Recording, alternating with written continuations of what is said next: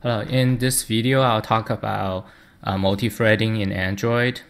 I'll start by talking about multi-threading in Java. So I'll go over all the basic Java multi-threading language, Java platform features. Multi-threading is very similar between Java and C#, so I have a comparison table here. So once you learn how to do multi-threading on Java, on Android, you can apply a lot of these same things on Windows using C# or vice versa. So that's the purpose of this table. So I'll go over all these language features in examples. Then I'll talk about multi-threading classes. So what are the, in Android, there's two main ones. There's the AsyncTask and also the handler thread. The handler thread is using the handler class. These two classes work in conjunction with each other. So I'll go over why do we even have multi-threading classes.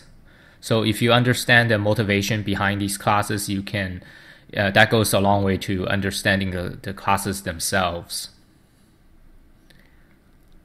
So this is kind of like the theoretical part of the video. Then I'll go into actual coding. I'll start with the AsyncTask class. That's the easier one to understand, quite a bit easier than the other one.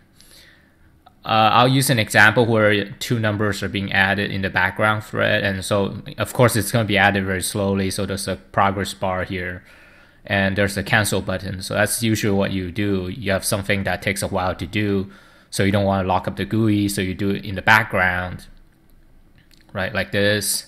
And you want to have the ability to cancel it, and you want to have that progress bar, or something like that. After async task, I'll talk about the other two. I'll talk about the handler and the handler thread, but these two are kind of a little more complicated. So I'll kind of talk about the background theory first. So the async class is what I call a short-term thread kind of class. I made up this term, short-term thread and long-term thread. It's not like I took it out of computer science literature or something. It's just something I made up. The async class is a short-term thread thing. So the motivation is, how do you do a long-term thread, first of all? So I'll talk about how will you write a thread and what are the difficulties, and how does handler and handler thread solve these difficulties. Okay, so sort of try to get the motivation first behind these two, and roughly overview what is a handler and what is a handler thread. Then I'll start coding after going over the high-level view. I'll start coding. I'm coding that same example, that example where I had adding two numbers with the add button and the cancel button. I'm coding the same example first in AsyncTask. Then I'm coding it in handler thread. So coding using handler thread is a little bit more complicated. So it's a few slides. So this is the first slide, how to code the handler thread. The second slide is how do you pass messages in between threads using the handler object. So handler thread is the threading object being used to do the work in this example, and the handler is the communication object. And this example is somewhat complicated, so I have this summary table here. This example involves three threads. There's the main activity thread, the GUI thread. There's that thread that handles the messages, and there's a thread that does the adding. Okay. And this example here can be somewhat simplified. This part, after I add, as I do the adding, I'm updating the progress bar. So I'm going from the adding thread, communicating back to the main thread. This part can be simplified by using the post feature. But this simplification doesn't always work. So it's important to get the foundation right. The foundation is message passing. That's how it really works under the hood. So after I explain the message passing part, the handler message and the handler message, the handle message.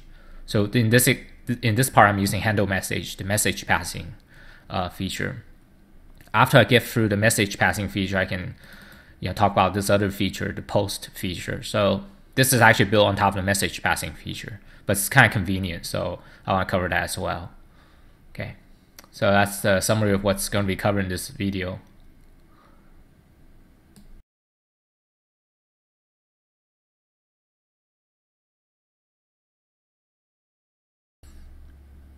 So in this video, I'll go over the basic features of the Java multi-threading, the Java support for multi-threading.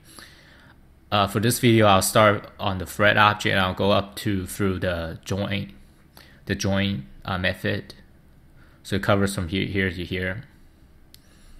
And the best way to do this example is not using Android, but using just plain old Java. So here I have just plain old Java with the hello world line here. So for example, I'll be printing out I'll just print out some stuff on a background thread. And the main thread is gonna wait for the background thread. So this is like main thread, like start background thread to print to screen, and I'll just wait for background thread to finish. Okay, the main thread is doing this. Okay, the Java thread object takes a runnable object. Okay, the C# is thread object takes a function name. So that's because in C# there's a delegate system, delegate feature. So Java thread is really a run object, and then there's a thread object. So I'll showcase that first. I'll show you how to create a thread first. So I'm on this very first line here of the chart. So runnable object, a runnable is an interface.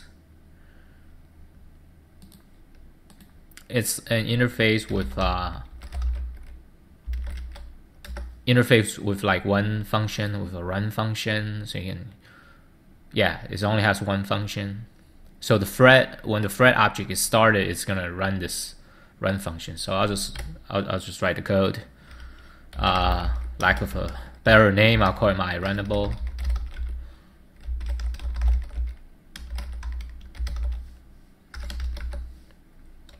Okay, so I have this thing here, right? Because runnable interface has that run function, so I haven't done it yet. So it's complaining, add unimplemented methods. And here I'll slowly print stuff. Now one thing to notice here is like this thing won't let you throw, right? So if you try like throws like exception or something, it's like you can't throw. So you can't throw here. So one thing, first thing is you better catch everything here.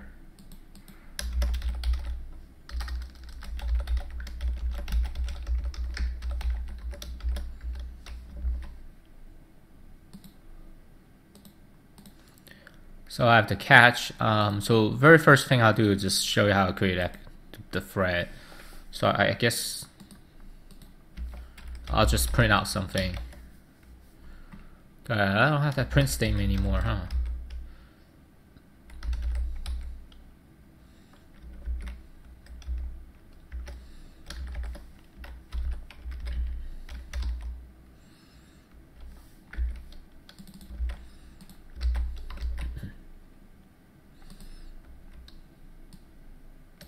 And exception handling, usually just printing out the message. Message, this one. Okay. So the main function is the main thread.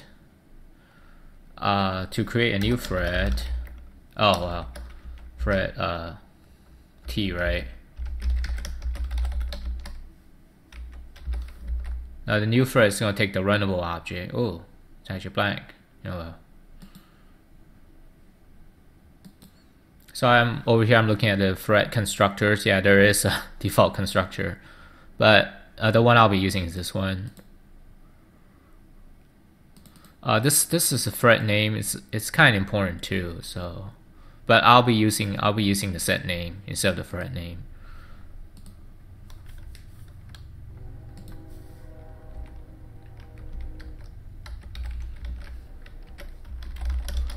So main function is the main thread. So this is the runnable thread.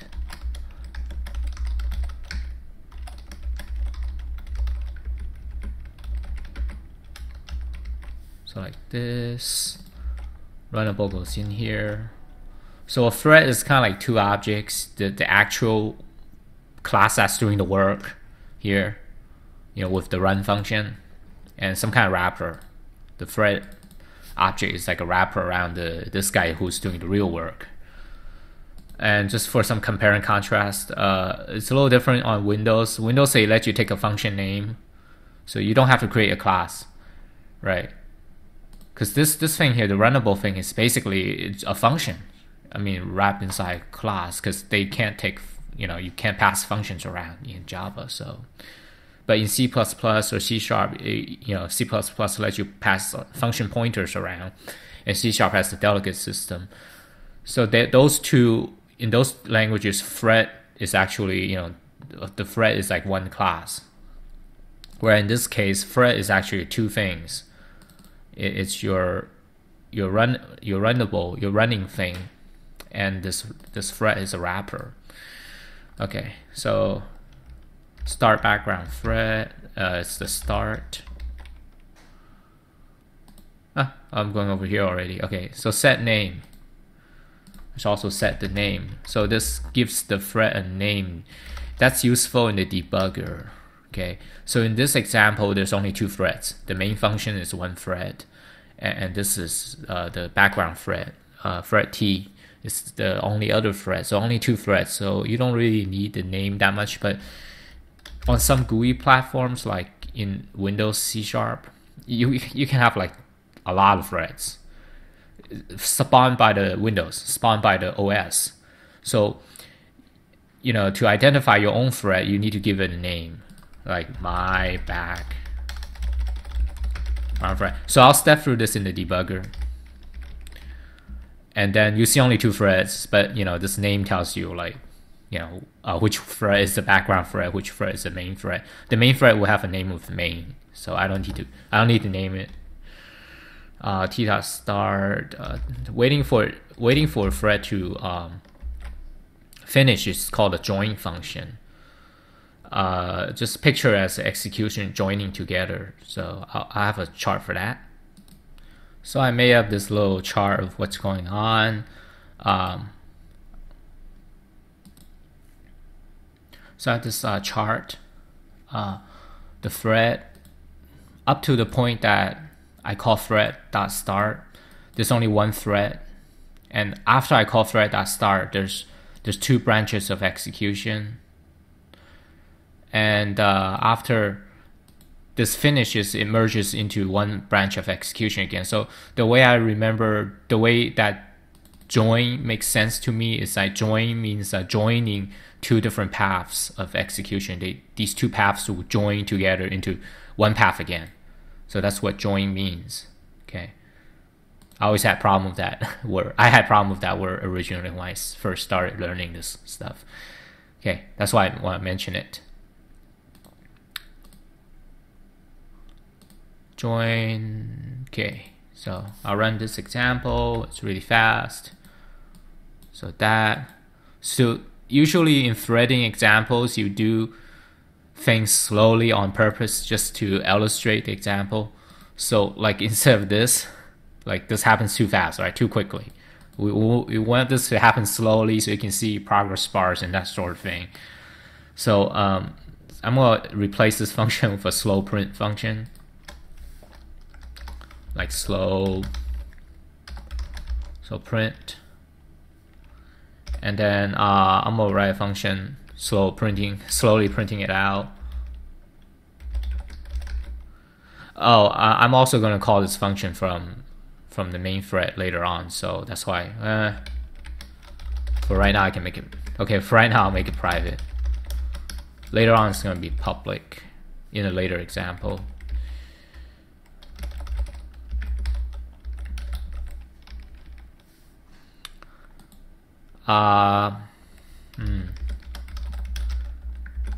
So okay, so if messages don't exist, just return. This is like for each string I'll print it on a line by itself. So I'll loop over the messages array.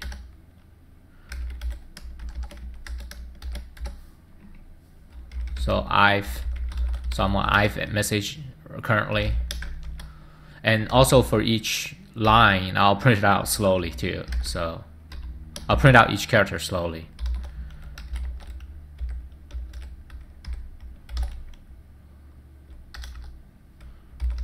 So it's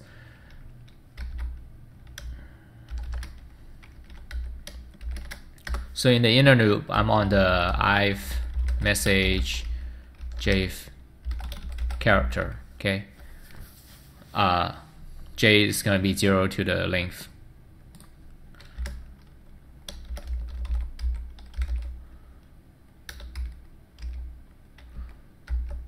So I'll be printing out the I've message. Oh, this is not gonna. This works on Windows, but it's not gonna work here. So what's it? Character at or something? Character at.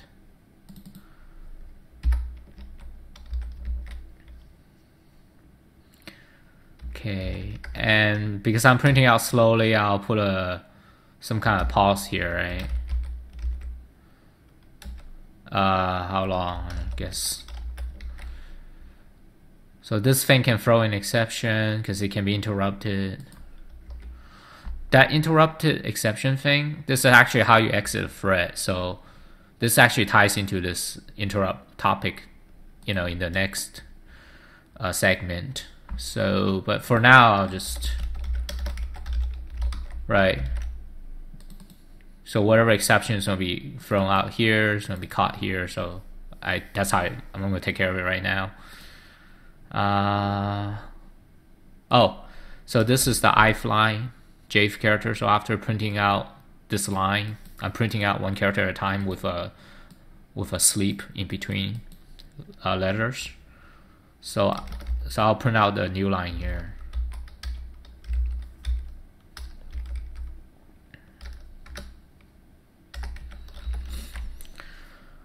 Okay. So of course this requires messages. So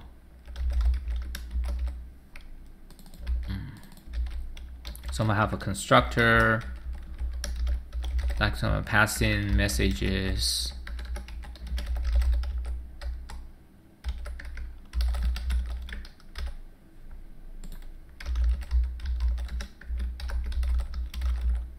Okay, so constructor passing messages, and when the run function is called,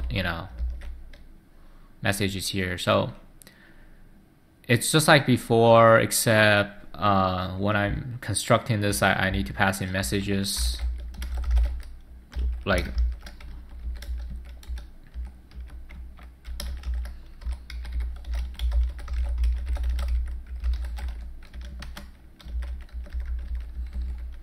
so line 2, line 3, background thread. Okay, so I'm constructing a runnable object. I'm passing in these strings that I want to print. Okay, so these strings are stored here, passed in via the constructor.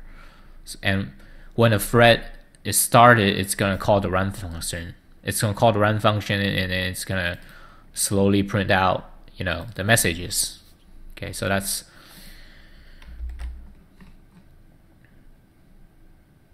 And in the main thread, I'll just start this background thread, and then I'll basically wait for the background thread to finish. So this is a blocking call. This call is not gonna, the execution is not gonna get past this until the execution isn't gonna finish this function until this thing here is finished. Okay, so over here, what I have,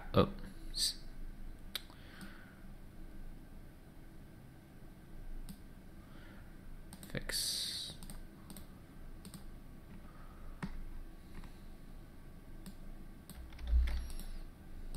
So I have this thing here. Yeah, so I updated this table thing to represent what's happening on thread T. I'm calling the slow print function. So I'll just run the example. So you see the stuff coming out slowly. This is the background thread printing stuff out slowly.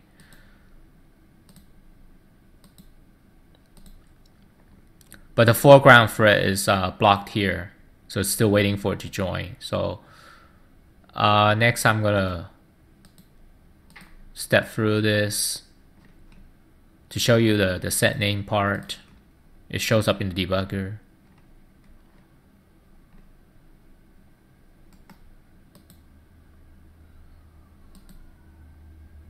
Oh, I should also print exit, huh? I should also print some kind of exit message here, so you know that this finished.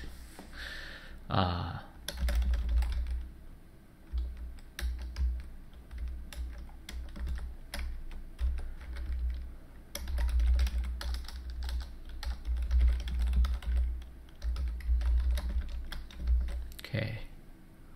Anyway, now I'll step in the debugger. So debugger in the main thread goes up to here, right? Up to the t.start line. There's only one thread shown here, and you can see that it's hello world.java main. The thread name is main here.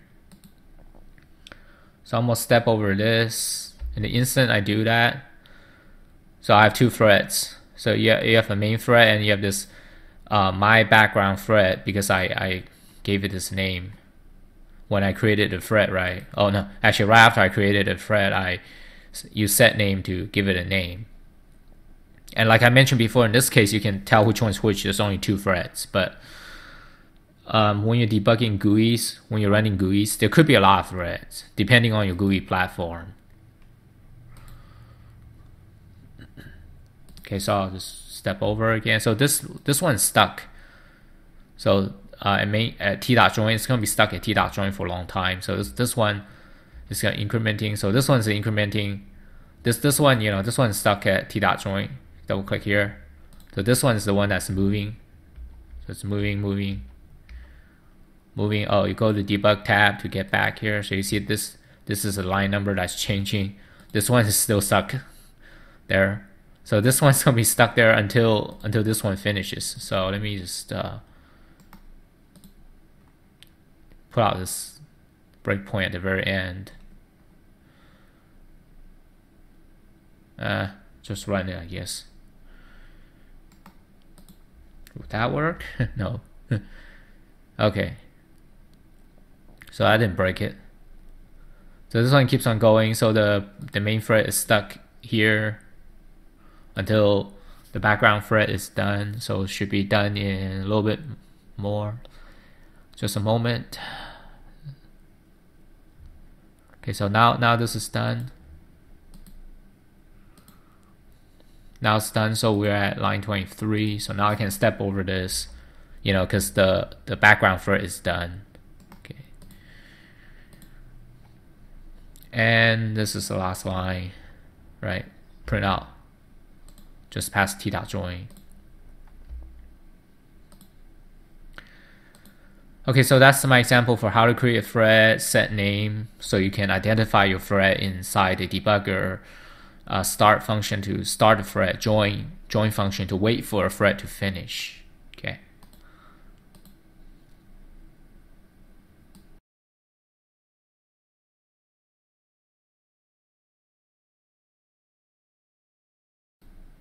For this video segment, I'll talk about the thread interrupt feature. Thread interrupt is how you stop a thread that's currently executing.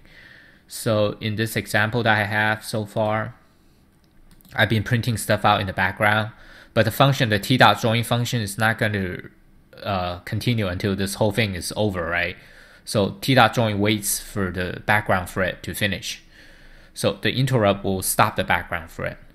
Okay, so just go over documentation a little bit on this.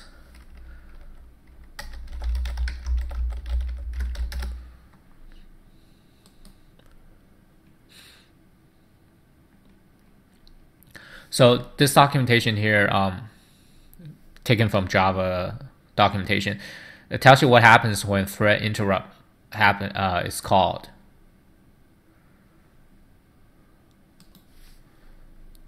Actually, this is the tutorial.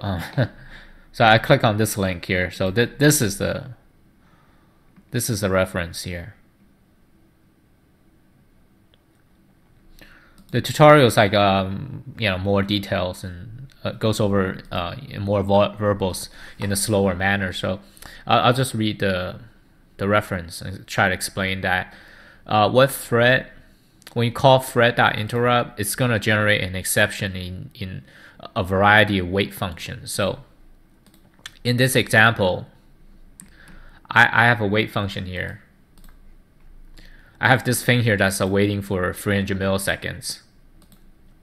Okay, and what that'll do is that the sleep function, the wait function, the join function, some couple other functions, calling the thread.interrupt is gonna raise this exception, and that's how it's exited. So if this is like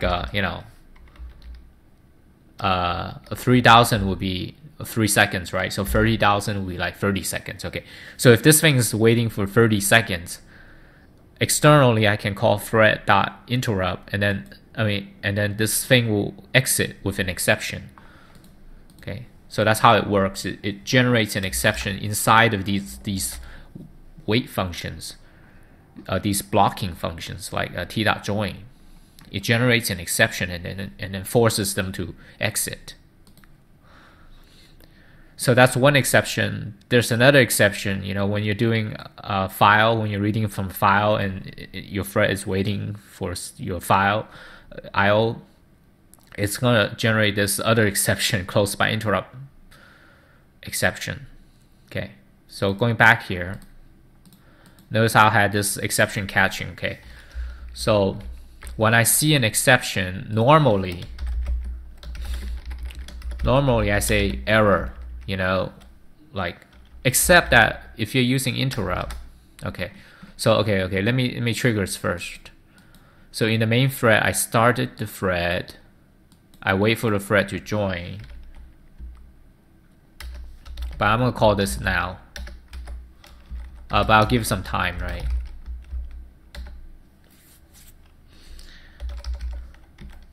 Okay, so the main thread is gonna start up the background thread, wait 5 seconds, and then call thread interrupt. Now thread.interrupt doesn't really quit the thread. Remember, it generates an exception. So in the thread, the execution goes here, right? So they still might need some time to clean up or whatever. So usually after you call thread.interrupt, you call t.join, thread.join. You don't want to continue. You want to give it a little bit time, as much time as it needs to clean up whatever. So this combination is very typical. So this is what the main thread sees. Okay, so I'm gonna have it in my little table here.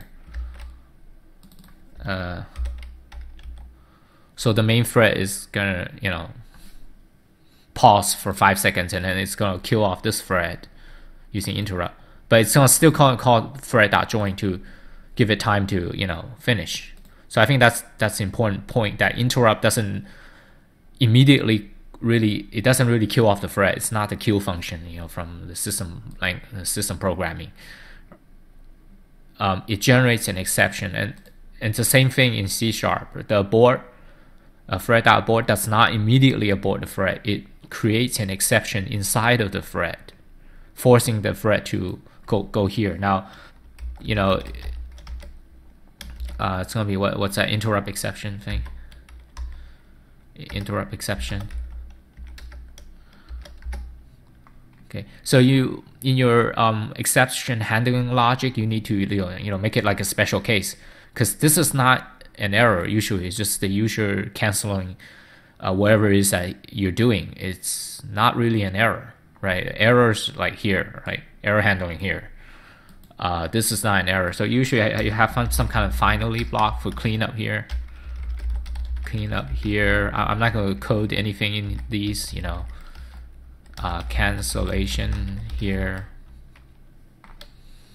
Okay, so I'm not going to put code. I'm just showing you where it is. I should probably put something like that. Thread exiting.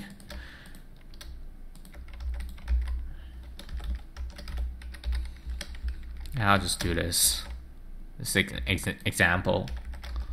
But the idea is that when you're catching exceptions, you need to make a distinction between this exception, which is the quit exception, versus this one, which is like, you know, a real error. And there's this other one, right? Right, there's this other one, like when you're waiting, it's going to generate interrupted exception.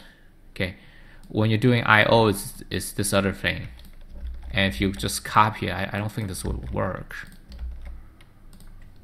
Yeah, because it doesn't know where to find it, right? It cannot be resolved. Control Shift O doesn't come in. So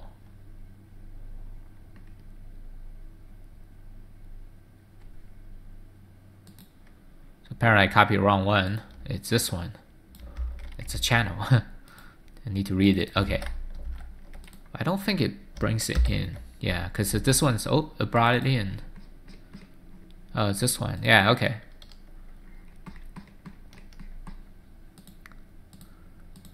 Cancellation here, cancellation here.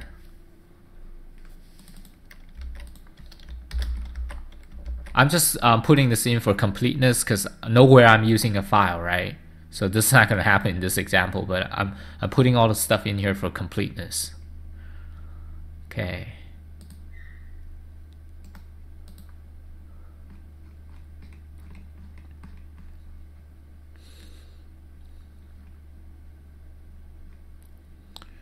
So I think this example will work. So sleep a little bit. The line printing is taking too long. Cancel, you know, interrupt. Wait for the thread to actually exit, you know, giving it time to print out this message and do whatever cleanup you have to do here. Okay. I'll put a breakpoint here. Just put in debug mode now. So it's gonna run for like 5 seconds, and it should hit that point, right? Like right now. Oh, so main thread, because I didn't guess I didn't breakpoint over there, so I don't have that nice green arrow anymore. I think Visual Studio has that feature. But anyways, over here I can see that I arrived at here as expected. The t.interrupt. The t.interrupt is causing an exception to be generated, and it comes out here. Okay, I'll just continue here. Okay, so here cancellation here. This cancellation here is from this. Okay. Oh, and to complete the example, what's going on is that t.interrupt thing will trigger an exception in this function. That's what's happening. But it's not going to generate an exception in this function. So that's one thing. So you need to do one more thing. Okay, so see if they talk about it. I think the tutorial talks about it. So yeah, here they go. So what if a thread goes a long time without invoking a method that throws interrupt exception? Then it must periodically invoke thread.interrupt, which returns true if an interrupt has been received. Let's see if I can.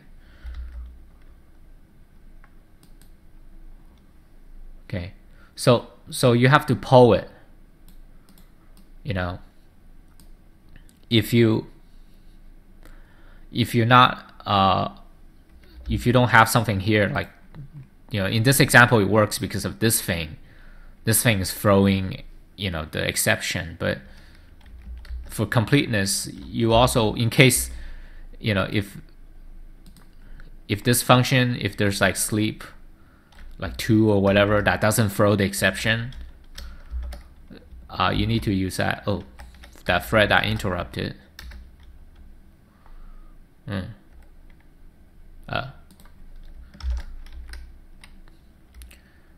Okay, and then you need to quit, right? So there's a polling component to this exit strategy as well. Okay. if this function does not throw the exception, then you need to poll this basically polling this thing, this Boolean thing. You know, I might be interrupted. If you interrupted, you quit. Now the quit mechanism is usually to throw that exception. I'll just type it in first. Oh, what's that exception? To throw this exception. Okay, so I'll talk about a little bit about why do you throw an exception, right? See, in this case, instead of this line, I could have typed return, right? That would have exited also, but usually you throw an exception. This is why usually it's like, you know, run. It's calling some other function like b, and that's like oh, it's got this thing here.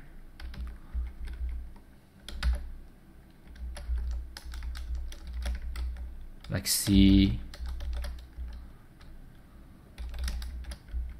Huh. How come it doesn't do it here? On my arrow.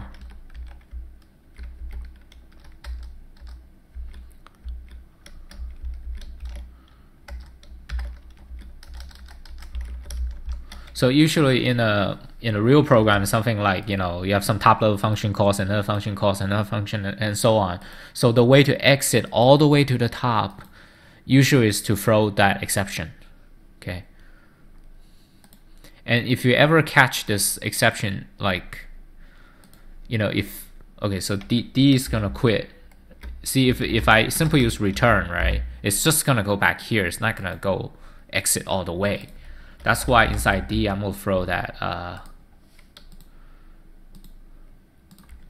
you know, throw the new interrupt exception here. Okay.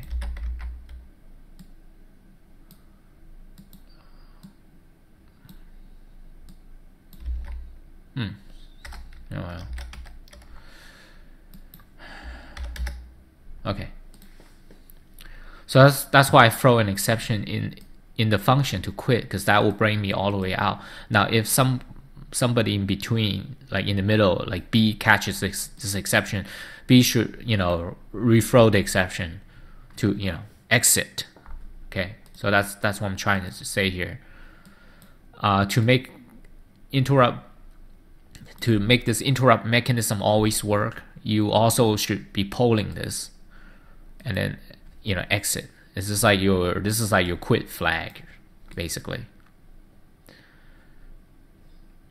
So this thing is unique to Java. In C# you do not have to do this, because they have the event mechanism where they can raise an event inside class. So they have like interrupt built in. So this is sort of like it's really polling, basically.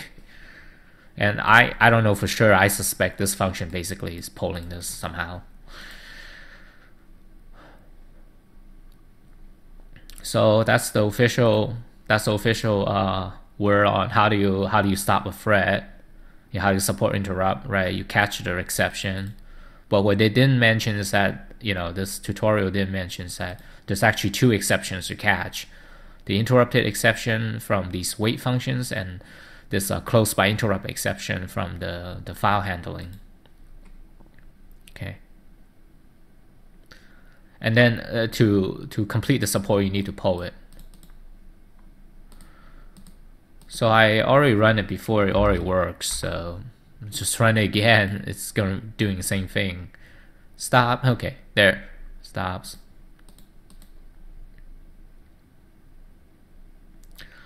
So that's my coverage of the interrupt mechanism.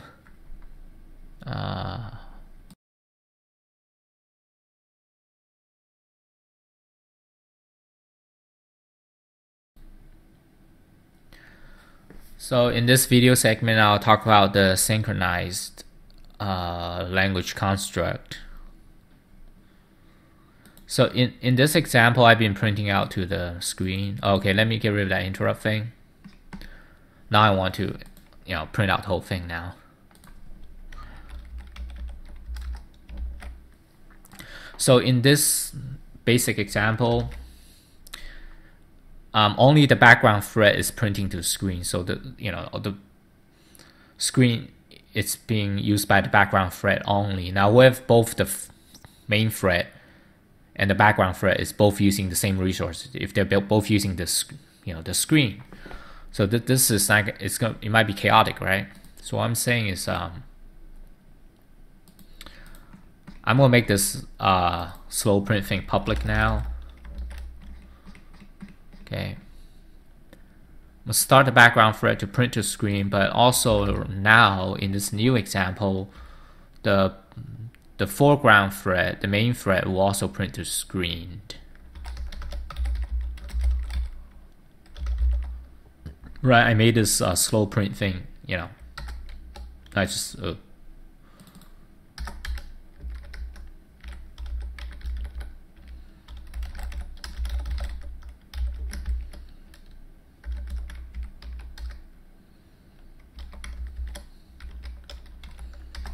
so the main thread is gonna put a main function line 1 to line 3. Okay.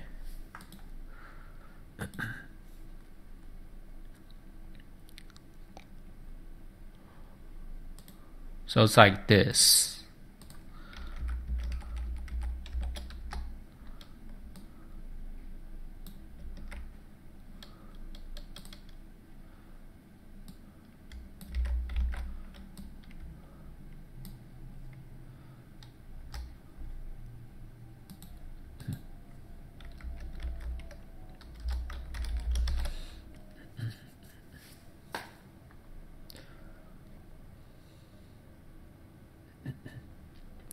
So they're both using slow print. Okay, so two threads are using the same function. That's okay. Okay, it's okay for multiple threads to be using the same function. What the problem is, it's not the function, it's the data. If two threads are accessing the same piece of data together, it could get chaotic and corrupted. So this is my chaos and corruption example here. Both threads are using the screen, the output stream, the system.out. Both threads are using system.out simultaneously. So this is going to be mixed in with that. Okay, so I'll just run it to illustrate the mixing, right? You can, background thread. It's almost like every other character. It's like M, A, I, and whatever, okay? It's not every other character, huh? Yeah, this one, so the main printed out this parenthesis, and the background thread printed out 2 characters, and the main thread prints out this one. So okay, that's good. So how do you uncorrupt this? That's what the synchronize mechanism is for, also called lock. Lock is actually a better name. Basically, you assign a flag, and then whoever grabs the flag gets to use the resource until they release a flag. So let's have a flag variable. You have to pass it in. Okay.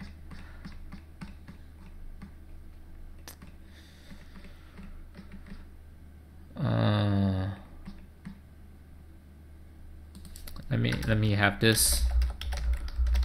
The flag variable is any object. Okay.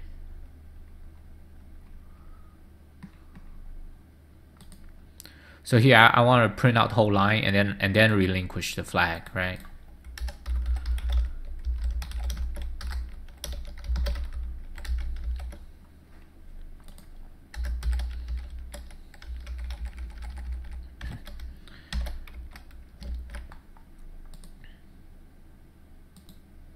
Right, so this slow print is being used by 2 different threads. Whoever gets here first, whoever gets to this line first, takes a flag, and the other thread will have to wait. Now to make it a little bit more predictable, I'm gonna put in a delay, because right now, thread background thread starts and the main thread also runs this. So who's gonna get there first? I don't know. So I'll make it a little bit more predictable. I'll put a minor delay in the main thread. So it's like this. The background thread will do this. Okay, right away. The main thread will have this. So a little exaggeration here. Right, the main thread will be waiting 300 milliseconds. So okay, so the background thread goes to slow print. The main thread waits for 300 milliseconds and then go to slow print. So the background thread will window raise. The background thread is gonna get to that flag thing first. It's gonna grab the flag, and then the main thread will get here. So background thread gets here first. The main thread is like 300 milliseconds late. So the main thread will grab it. We'll see it later, but it's stuck. It cannot continue because this flag has already been taken by the background thread. Okay.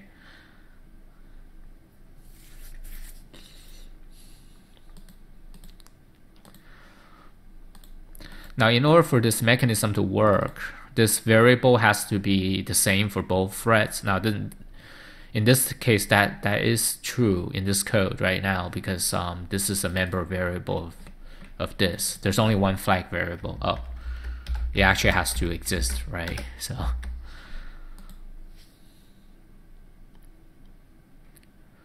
let me go over this first. This example is not complete, of course. There's a couple of things wrong with this I'll point out, but first I'll run it. See what's wrong with it. So as expected, the background thread wins the race. It starts printing and it prints. Right, it wins the race because of it doesn't have this delay. So it wins the race. It grabs a flag. It prints and it prints and it prints.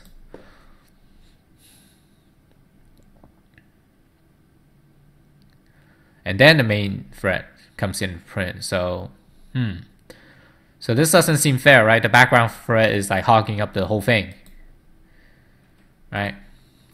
What's going on is that the background thread it takes a flag.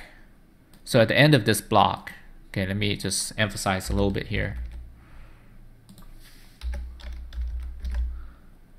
This block. Hey, I want space here. Okay. So it grabs the flag, and right after it grabs the flag, this thing's in a loop. Right after, so when it exits the block, it releases the flag. That's true. But right after it exits release the flag, it comes back in here and grabs it back again. So that's how this thread is monopolizing it. Remember, multi-threading is kind of like an illusion. What the CPU is doing, the CPU is running this a little bit, and then it goes back to run this a little bit, right? So it's only really, in this case, it's only one CPU. So over here, it's not, so the CPU is running, so CPU gives up the flag. And the CPU right now, not necessarily, if you're really lucky at this point, the CPU will switch to the main thread and take the flag. But usually that luck is not, luck's not going to be on your side. It's not like, okay, CPU gets here, it gives it a flag, but the CPU does not switch to the main thread. CPU takes a flag again. So synchronized, reach the end, takes it again, it takes it one more time.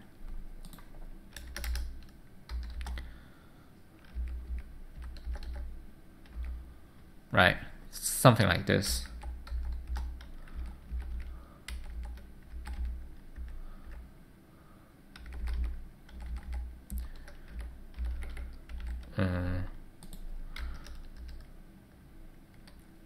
Okay, so background thread takes a flag. Main thread got stuck, waiting for flag. The background thread will release flag, but immediately retake thread.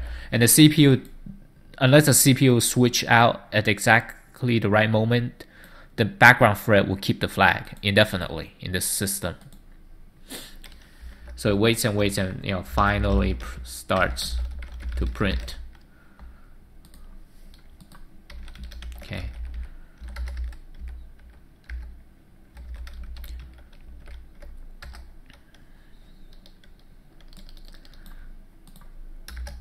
like this. Okay. So the background thread release flag, retake the flag, and does it a couple more times until eventually the background thread will release the flag for good because they're done with this loop. They're finished printing. So when they release the flag for good, then the main thread will finally, start to print because it's waiting on this one line all this time. The way to make the CPU switch out back is to give it a little bit of sleep, just a little teeny bit of sleep. Okay, so here, so thread.sleep has this version. I've been using the millisecond version. There's a nanosecond version. Like 0 millisecond and 1 nanosecond. So this is a 1 nanosecond wait. Now I highly doubt this is really 1 nanosecond. I mean, it's not that low level. I don't really think so. This is a virtual machine. It's not assembly language programming here, right? It's a virtual machine running on Linux, running on a bunch of other junk. So the purpose of this line is not really to wait 1 nanosecond, but that's what it's saying. The meaning, the real deeper meaning is not really I want to wait 1 nanosecond, but I want to switch out context. So this is the context switch. This is to tell the CPU switch out, give someone else a chance to process, to do their thing. So in this new example,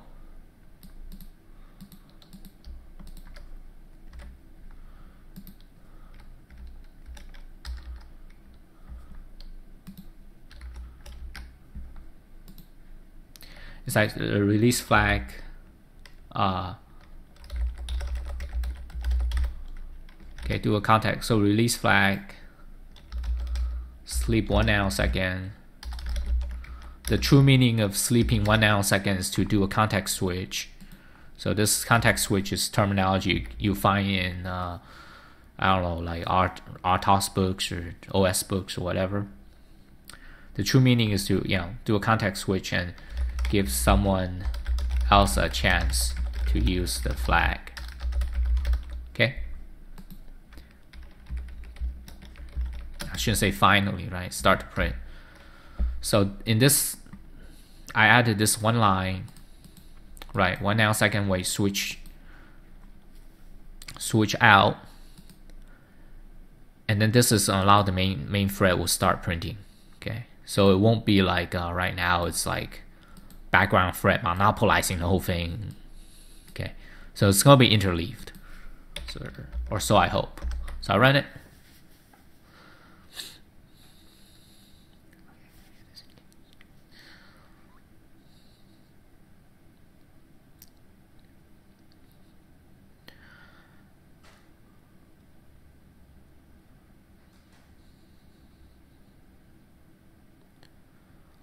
So it's better interleave, but not really.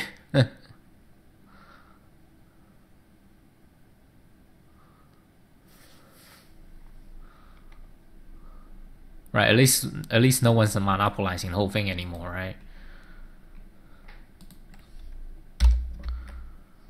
What if I give it 10 nanosecond wait? Yeah, my goal is to have one. This doesn't work either.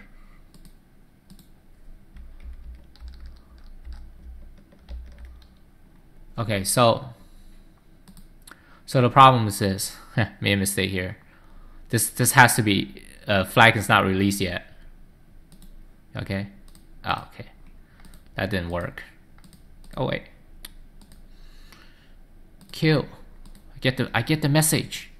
It doesn't work. Okay, it doesn't work because I put it outside of this. I put it in the wrong place. Right.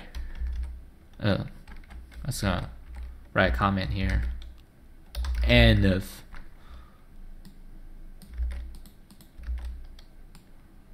I put it in the wrong place, that's why it didn't work. Flag released. Okay, there.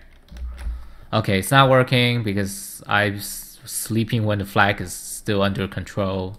Same old problem. Okay, this time it's gonna work. This time, yeah, see, this is the end of the synchronized block. The little marker that I have here.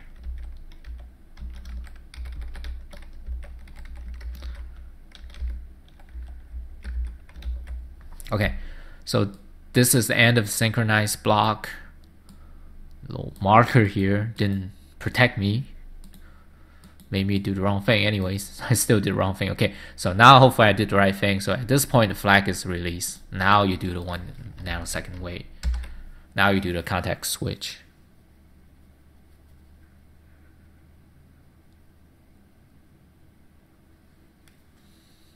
Well, I wish I made it go faster, but so clearly you see it working now. They're interleaved, they're sharing this resource, they're sharing the screen time, you know, evenly.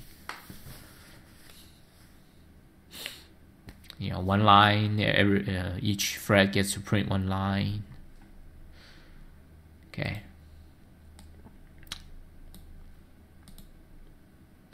Yeah, and this example still have a couple more problems I'll point out, but you know, functional is functioning.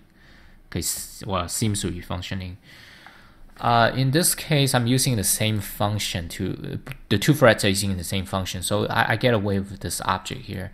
But in general, it's gonna be it's gonna be 2 functions, but 2 different functions. So in this case, you know, I have slow print and slow print. So what if I have slow print 1 here? What's that? Okay. So what if I have slow print 1 and this like slow print 2, right? And they're not in the same object anymore. You know, slow print 1 is in the in the runnable object here, and slow print 2 belongs to main, right? So then this variable in general you can't do it like this. It has to be shared. So it's most likely allocated by the main thread, and then it's passed in. Okay. It's like this. Oh, you still have a flag here.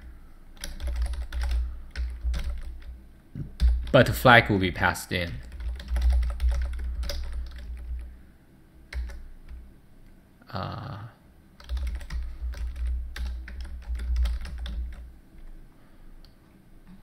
For the synchronize to work, for this thing to work here, this flag variable has to be the same object.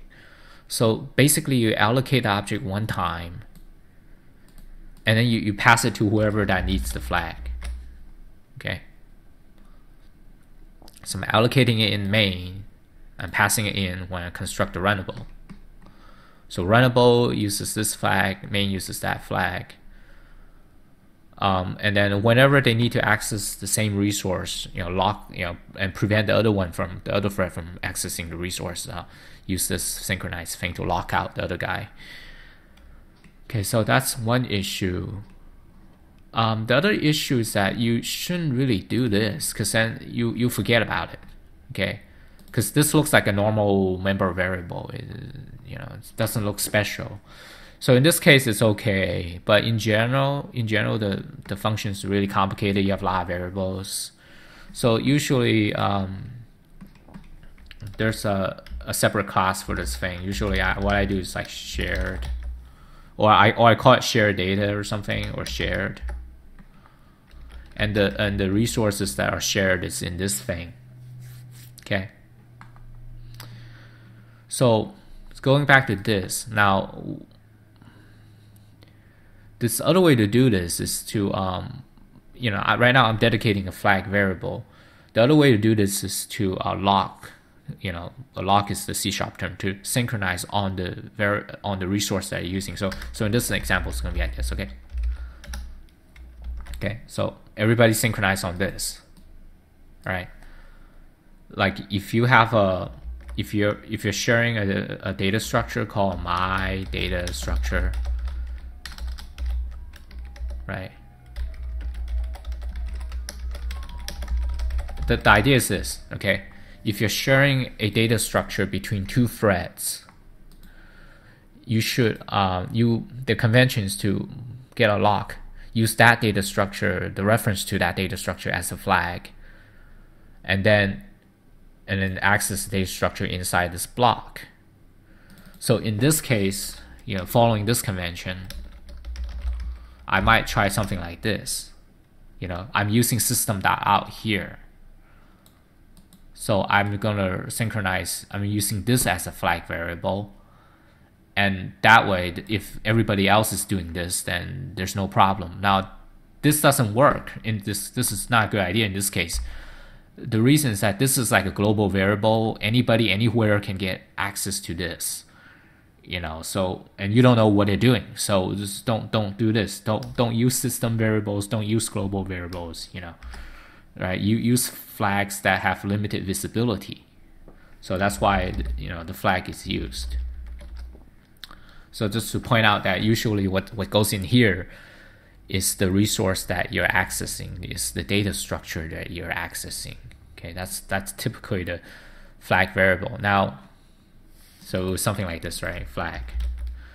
But the problem with using this is that this variable is just like a normal variable, and when you write these code, you forget about it, right? So normally the data structure that's shared, I put it inside a special class that I call shared. So in this case, it's like this.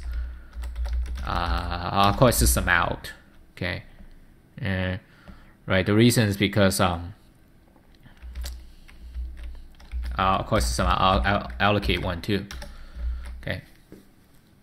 The reason I can't use system.out because it's it's global. It's 2. Okay. So I use this. System object. I don't know what it is. So. And instead of flag, it's shared.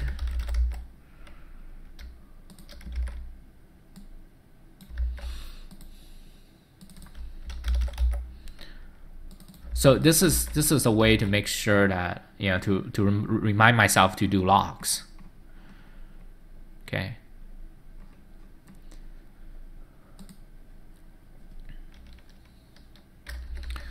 So the code is looking more like this. If I just have something called system out, and I start assigning to it whatever. I hate this Intel. Can't press dot anymore, huh? Okay. So if I have a data structure called system out and it's being shared between 2 threads, I might just write it like this, just like any other code, right? I might forget the fact that this is a shared resource. Putting this thing inside a class called shared, it's a way of reminding myself that, hey, this is shared. Like don't write code like this, you have to do this. Oh, lock, synchronize. Lock is C#. Okay. Don't simply write this code. You have to put it inside here like this. Okay, so putting shared variables inside a special class that you call shared or shared data or whatever, it's a way of reminding myself that this is special, is special treatment. Put it inside synchronize. Okay, so using this convention. So this thing, okay.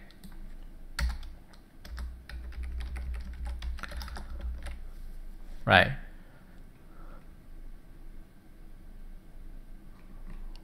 Right, it's to remind myself.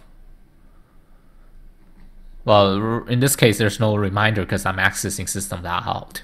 But in general, the data that you're sharing between 2 threads go into this special class. So whenever you use it, you know that you need to, put inside synchronize block. So this goes share, new shared, okay. Right, and new share will trigger this one to allocate a flag object. This is the flag object, the new flag object, the better named flag object, Okay. Okay, so this should be working. I didn't do anything. I just renamed stuff basically. You know, follow more convention that I normally use. Okay, so so that's that. So that's me covering the synchronized block.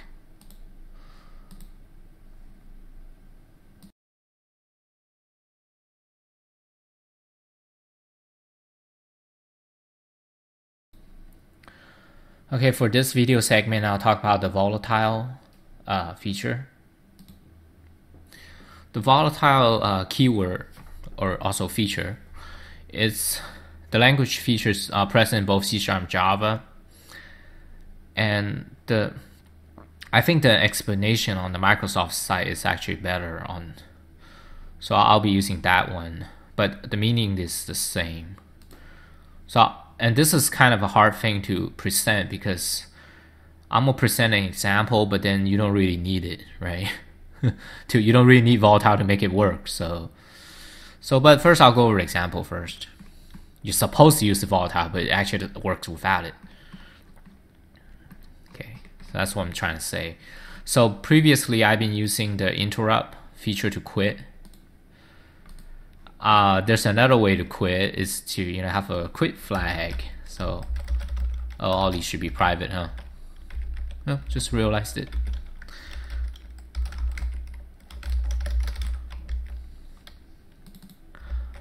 Now when I run, I'm gonna have a quit flag equals so this won't work here. So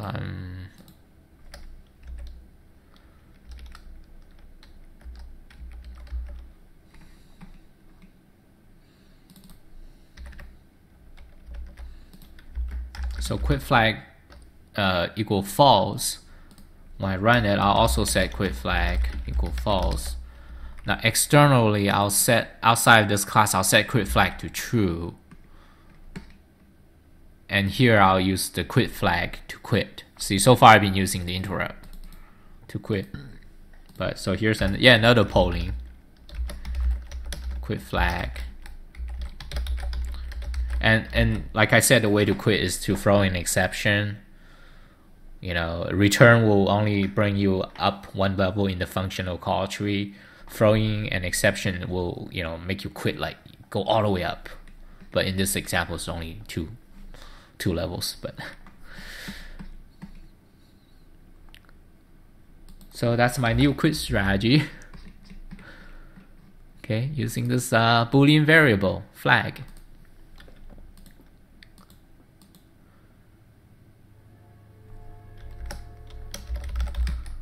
So I'm gonna wait 5 seconds. I'm gonna call quit flag. Oh, okay. Runnable. It's not the thread. Okay, the thread is the wrapper. The runnable is the real thing here. Set the quit flag to true, which will trigger this thing to quit. Okay. Okay, I'll run it. And notice there's no volatile here. Where's the volatile?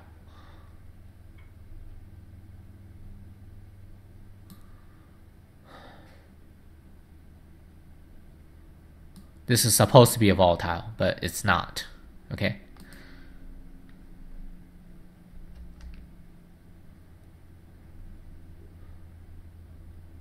Quit. Okay, there. Cancellation here is, of course, the message for this exception. So what happened was main thread sleep 500. What's it?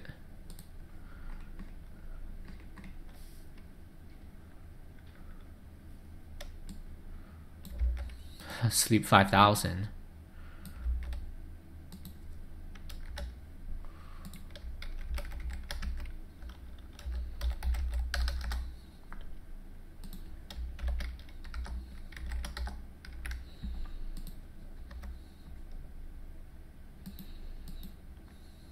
So after quit flag is set, the quit flag is captured, read, triggered here. Okay, so main flag sets the quit flag. The background thread saw the quit flag.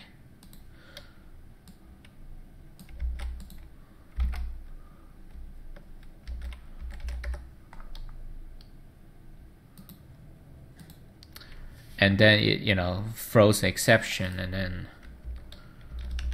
you have that join, and then it exits. Exit thread. Oh, it prints that message, that cancellation message.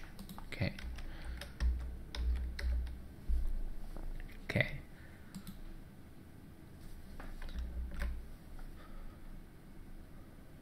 So first of all, this usually is not a good way to quit.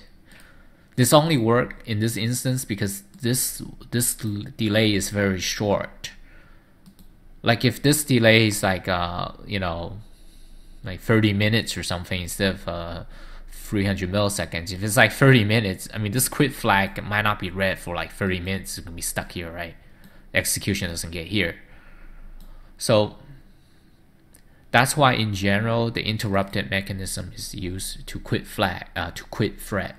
The flag is not a good way to quit flags, but even though for very simple cases you could use the quit flag. I'm using this really to illustrate the volatile variable, the volatile keyword. Okay, so one thing is this is not a good way to quit a thread. I'm just using it as an example. So the other thing about this is that this quit flag might never be read. In this example it works. Okay, he sets a quit flag to true and he reads it, but it's possible that the thread T doesn't read the quit flag at all. This thing could get optimized out, because what happens is the compiler or the virtual machine will run this loop. We'll run this loop a bunch of times and determine, hey, nobody's setting the quit flag here. Yeah, the quit flag is being set by this other thread, okay? But nobody is setting the quit flag in this region inside this loop. So I'll just, get lazy and not read the quit flag at all. I'll optimize it out. Nobody's setting it. It's always going to be true. There. Okay? And that's the purpose of the volatile keywords, to disable these optimizations. Volatile C#. This one's better explanation than the Java one. It's kind of weird. You're learning Java from this site. The volatile keyword indicates that a field might be modified by multiple threads that are executing at the same time. Okay, so this must be marked as volatile, even though this example works. And that's why I say it's hard to explain volatile, because it's hard to make an example that doesn't work, right? So the example works, but to guarantee that it works, this thing has to be marked as volatile, because this thing is accessed by two different threads at the same time, right? It's set here and it's read here, okay? They might be modified by multiple threads, okay? Fields that are declared volatile are not subjected to, see this, compiler optimizations that assume access by a single thread. So the failure mode here, a possible failure mode here, is that nobody in this thread is in the vicinity of that loop. Okay, nobody inside of this block is looping inside. Nobody here is setting this quit flag to true. So the fear is that the compiler or the virtual machine will think no one's modifying this and assume it's always going to be a false. It starts out as false, so it enters this loop as false. Nobody's modifying it. It's always going to be false. Never check this. This will never happen. The thread cannot quit. Okay. They're not subjected to optimizations that assume access by a single thread. This ensures that the most up-to-date value is present at the field at all times. So this is a very good explanation. This Java explanation is just a bunch of mumbo jumbo. Don't know what that is. Okay, but that's what volatile really means. And volatile is also present in the C++ languages. It's present in a lot of places. Okay, that's the general concept volatile. Volatile is a variable that can change at any time. And also remember, optimization is not just compiler optimization, okay? When people hear compiler optimization, they think C compiler, like what happens in C language is you write your .c file, it goes obj, right? It goes into your exe file or binary file. Binary. It's exe on Windows. It's not, it doesn't have the exe extension on Linux, for example. And that's it. That's optimization. Okay, the optimization is this. Okay. Optimization for Java, C#, and Python. Okay. For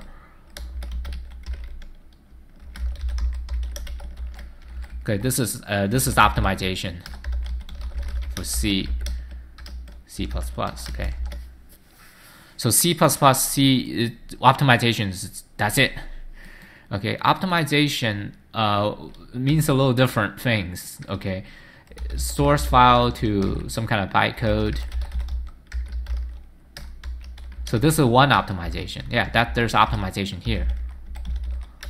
And then when you actually run it, okay, they optimize it yet again, or they might. Bytecode to native. So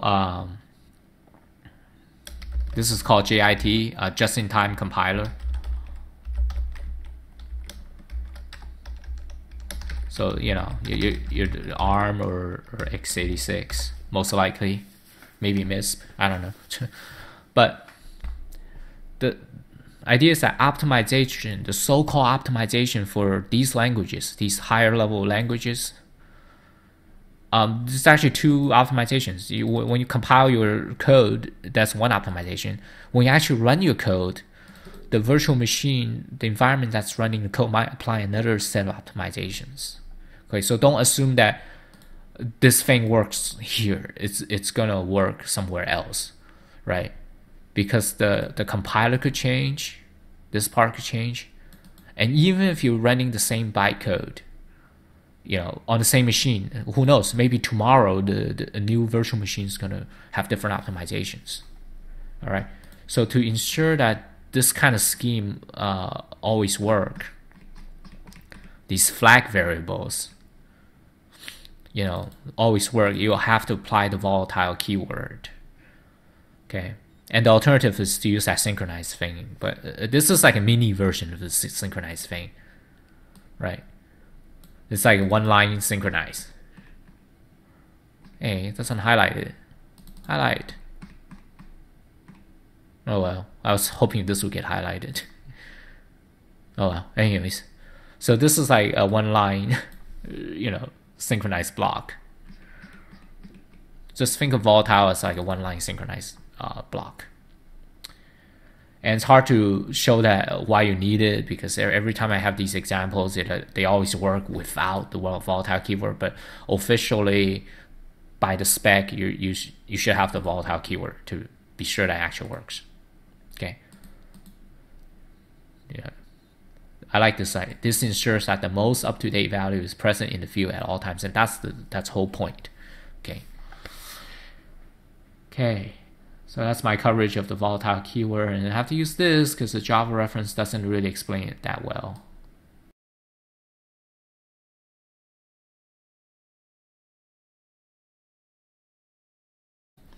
Well, this is the last video segment for regarding Java's support for multi-threading. So the last fundamental topic that I want to cover is the wait and notify. So this is a way of putting a thread to sleep. So the thread that's sleeping is gonna be called the background thread. Okay, that's gonna go sleep. It's gonna call the wait function, and then the thread goes to sleep indefinitely until the foreground thread, the main function, will call the notify function to wake up. So wait for sleeping, notify for waking it up, and it's on the same object. Okay. So I kind of simplified example back, so this is a slightly different example than before. I'm still printing out to the screen, but But this one, previously I kind of have a sleep function for each letter. So I've been simplified that now. So I'm still printing out messages, but it's a lot simplified now. I'll print the messages out. I'll sleep for 1 second. Let's make it 2. More obvious. Okay, I print out message, I sleep for 2 seconds, and I print out more messages. Okay. And the share, I kind of emptied it out for this example. So, okay, so what I have here is very similar to before. I create a runnable object. The runnable has 3 lines of text. Give it a name. I'll call it my background thread. I'll start the thread. I'll wait for the thread to finish. Okay, so the main thread just starts a background thread. The background thread doesn't do anything. It's just boilerplate stuff, right? The background thread just prints out the messages 1 line at a time. The ith line, and then just sleep for 2 seconds. Okay, so I'll just run this simple thing that I have so far. So print out line 1, 2 seconds, print out line 2, wait 2 seconds, print out line 3. Okay, that's it. Main executing. Oh, so after line 3 there's another 2 second wait. And then it goes to main function exiting here. So the purpose of this example is, of course, to illustrate the wait and notify. Now, what I have here is like a hard-coded wait. So that's a possible approach to problems. You wait not 2 seconds, probably like 300 milliseconds or something like that, and then you keep polling it. Okay, so that's one. The other approach is like a variable wait. I want sleep. I want to go to sleep here, and then I want to wake up whenever I need to wake up. Okay. So the plan is this. Okay, thread T, the background thread, will go to sleep. Okay, and then the main thread will T has more work, wake up, and then the thread T will wake up and do more work. So more work in this example means printing out more lines to the screen. Okay. So this sleep, like a permanent sleep, not like thread.sleep is sleep for 2 seconds, right? A permanent sleep is done by using an object. The object.wait. This thing. So okay. So first I'll have an object. It's shared, right? Yeah. I'll call it, say, the wait flag, right? So instead of just hard coding in sleep, so I say wait. See, I just forgot about the sharing thing, right? This is shared. Wait flag dot wait, and because it's shared, right? Because of this thing, I will not forget the synchronized block. Oh, I hate this. Why can't you just have a like lock? It's shorter, like less typing. Okay. So instead of sleep, I'm gonna do this, and it's gonna go to sleep indefinitely until I wake it up here.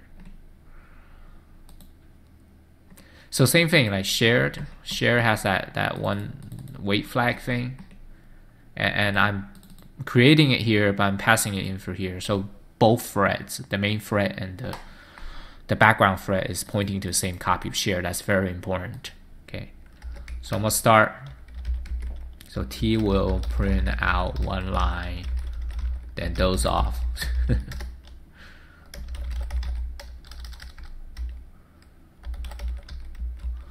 So for example purposes, I'll wait 5 seconds. T, wake up. So this is shared, right? The wait flag, notify. And of course, because of the shared, I will not forget synchronize. Right? See, if it's not, If not for the share prefix, I might forget to add in this synchronized thing. Okay, so wake up. So what happened? T will print out another line, right?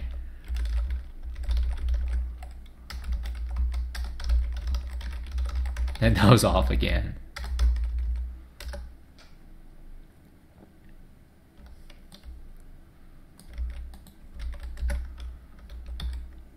Interrupt. Okay. So I'm not gonna wait for it to finish. I'll just use the interrupt thing to quit. Okay. Wake up and print. So it's like this, okay? Thread 2 will print out one line. Actually, we'll print out line 1, literally. Right, that's why I called it, right? Line 1, line 2, line 3. So thread T, print out line 1, thread T go to sleep. Because of this thing.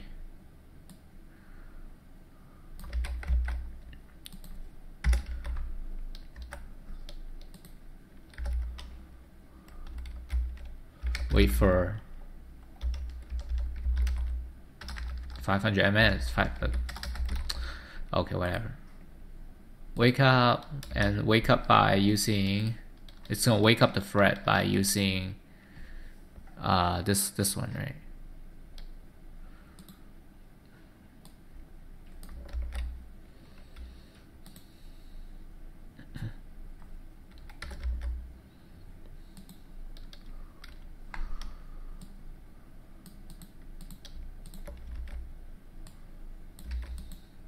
So essentially this wait function is like a blocking call. It blocks the execution. The execution, it gets here and it stops until someone else, somewhere else calls notify. And then this block is released, and so print out line 2.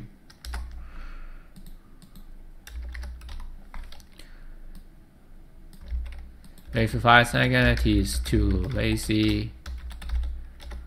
Just quit.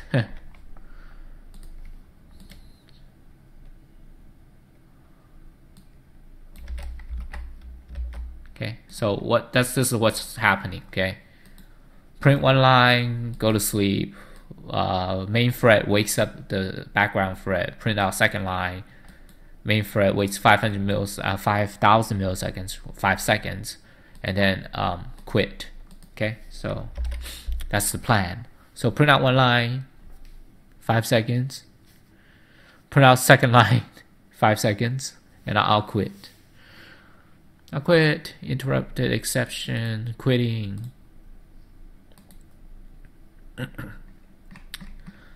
That's this thing, okay? The quit message I got.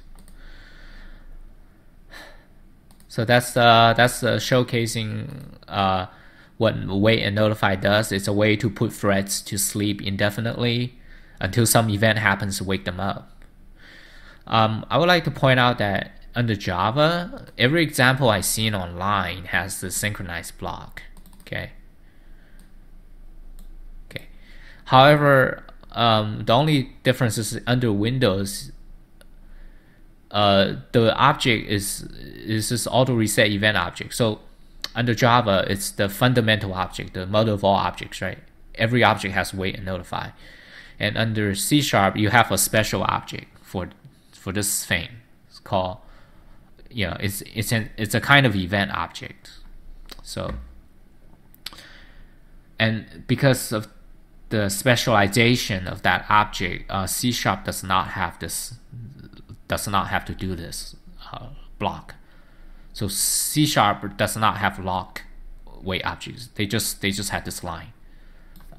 They don't have this line. Okay, so that's only the difference, that they have a specialized object.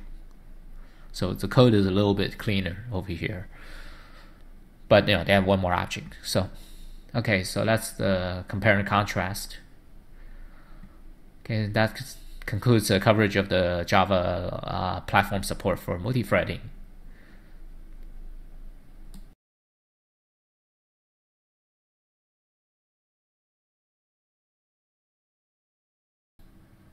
So the next topic will be the async task and the handler thread. But before I go over those, I would like to talk about why do we even have threading classes in the first place. So what's the motivation behind them? And once we understand the motivation behind it, then it's easier to understand what they're trying to do in these classes. So one thing is correctness. You can do a lot of multi-threading with the constructs that are made available to you in the language, but people sometimes use them incorrectly. So if you use a framework, if you use a class that Google or Microsoft provides, you're less likely to make mistakes. If you use it according to the examples that they provide you, there should be no mistake.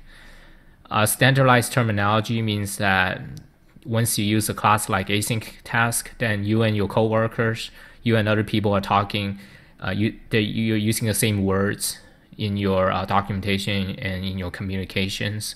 So it's to get everybody on the same page, basically. And I'll talk about the GUI integration.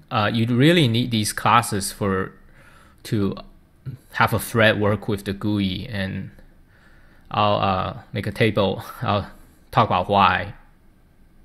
So in this picture I drawn up, there are two threads. There's the main activity, which is the GUI, and there's some background thread.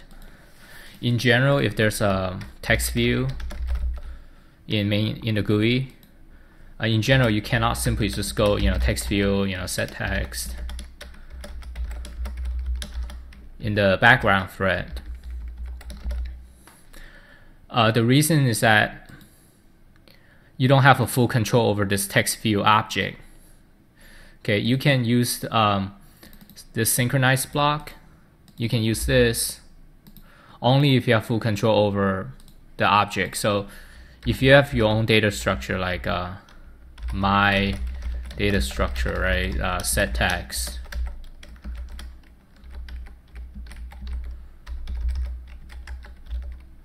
Oh.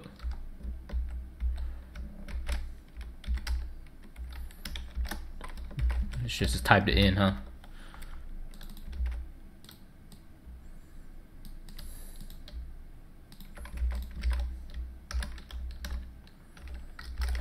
If you have your own data structure, you can use a synchronized block like this, so that the code in the two threads won't access them simultaneously. They won't corrupt them, because if both threads are accessing one data structure, it could corrupt the data structure, right? So if you have full control, because for your own data structure, you can do this everywhere, right? Everywhere you're using the data structure, you have this synchronized thing to block out, to enforce single thread access, to block out the other threads. But as an object like text view, a GUI object that's created by the Android framework for you, you don't have full control over it. So you can't have a scheme like this. So therefore, exactly how you do this thing, how do you do this? You can't do it on a background thread. So exactly how you can communicate, to do this, it's something that the threading classes will provide this functionality for you. So GUI integration is one of the main features of threading classes. And that's why a lot of these thread classes are actually very platform dependent. Like they'll work with not just platform dependent, the library dependent. Like for example, the AsyncTask is just going to work with Android. It's not going to work with AWT or Swing. Or the dispatcher object, it's only going to work with WPF. It's not going to be WinForm solution. So that's one of the big reasons for having threading classes. And the final reason is either performance or ease of use, and this is usually a trade-off. You usually have a class that's targeted toward performance or ease of use. Okay, and so performance has to do with the short-term threads. So I'll go back to this a little bit. Short-term threads and long-term threads. So I kind of broadly categorize the need for multi-threading in kind of two categories: the short-term threading or long-term threading. And these are not formal terminology from computer science. I just made up this term myself. Short-term thread is something that's, you need to do something but it takes more than like say half a second or so. You should do it on the thread, because if you do it on the GUI thread, you will lock up the GUI and people can't, the GUI will freeze. So short-term thread is something that needs to be done that takes a while, but it does get done. So the thread is created and then the thread is terminated. So the job does get done. There tends to be a lot of short-term threads because you create a thread to do a job and then it dies, it finishes, the thread goes away, but then you need to do something else and you create another thread. So there tends to be a lot of threads in this scenario, a thread to do a short-term job. Because there are lots of threads being created and removed by the platform, performance of this threading class is important. Okay, what they try to do is they're trying to reuse the thread object. So to the programmer might be creating and destroying like 100 threads per second, but the operating system or the framework is actually trying to recycle as many of those thread objects as possible. The class that's doing this short-term threading, the class that's optimized for short-term threading is the AsyncTask for Android, and if you come from Windows programming, it's the task from the task parallel library from Windows. Okay, these two are kind of, I wouldn't say they're the same. They're both optimized for short-term threading. Long-term thread is a thread that hangs around for basically the duration of the program. This is because the thread is doing something that has state information, like say motor control, which is what I use it for. Or another thing is like database. Anything that has state information, so basically killing off the thread and then restarting the thread will take a lot of work because of all the states that you have to save. So some applications have a thread that basically will hang around for as long as the program is around. It only dies when the program, goes away. It's almost like a service. So service is the next topic. Service is something, basically another program that hangs around forever as long as your phone is running the services, available. So that's how I define long-term threading. Thread that that hangs around. There tends to be only one or just a few of these threads because they hang around for so long. Performance doesn't matter. They're just basically created one time. You don't have that recreating the same thread over and over again challenge here. So long-term threading, like in Windows, you just create a thread. There's no specific class for it. Android does have a handler thread that that's oriented toward the construction of these long-term threads. Okay. And these two, they have their own uses, but I'm using them in the same example. Basically, my example is going to be adding up two numbers in the background, and there's going to be a progress bar. And I'll do the example using AsyncTask first, and then I'll do the example using the handler thread. Okay. So that's kind of some of the background goals and orientations about threading classes before I actually go into coding the threading classes.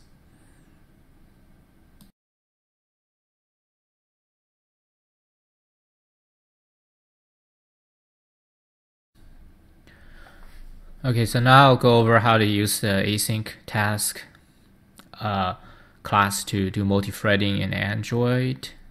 The example will be this little GUI here. Actually, I made it already.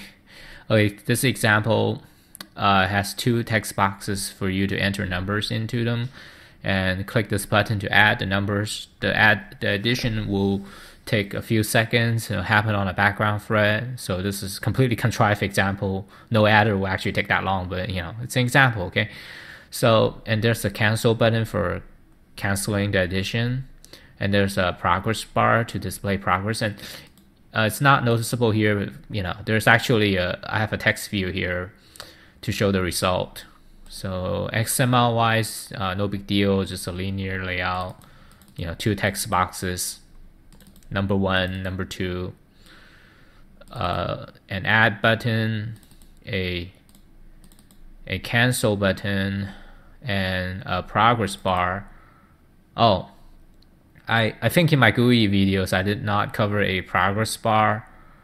So it's really simple, just progress bar tag ID, same. What's unique to the progress bar is this thing, the style thing. So there's a couple other styles. If you want to explore it, right? There's horizontal, large, the one I'm using, the usual progress bar is horizontal. Okay. Oh, and the text view for displaying the output, the sum of the two numbers. So code-wise, I have this references to the various controls. I have the find view by ID function to get the references to control. So nothing new here. Find view by ID, get reference to progress bar, and so forth. I have event handlers here. So I have the event handler for the add button here, empty. I set up a try block already. So just in case people enter in like a non-number, which shouldn't be possible, because for the text boxes, for the edit text, I already set the input type to number. So when people enter a number in here, it should be a number, but I just put in this here. Mainly to trap, conversion errors, the error when you convert from string to integer. I have the event handler for the cancel here. Again, it's empty for now, so that's just bare bone code that I throw in there to get the example started quickly. Okay, so AsyncTask. First thing, create an AsyncTask object. I try to find good examples here. So I just go to the Android developer, search for AsyncTask. Okay. I search for AsyncTask. There's a guide. Under guides, they have this guide about processing threads. But training, there's the examples. They do have some examples, but those are more complicated than my simple example. I'm just adding two numbers. I think that's a better example. They have fancier examples if you want to look at them. But I won't refer those. Those are fancier examples. I prefer the simplest examples possible to explain the concept. So this is the guide in the guide section, in the API guide section.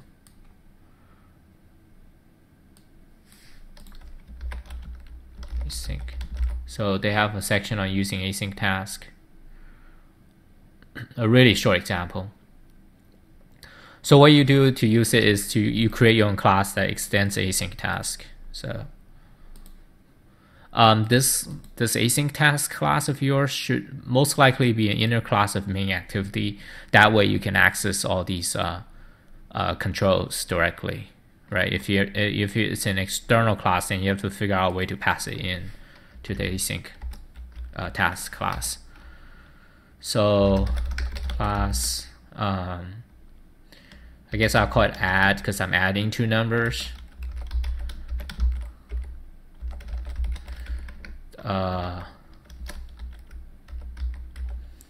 Async task.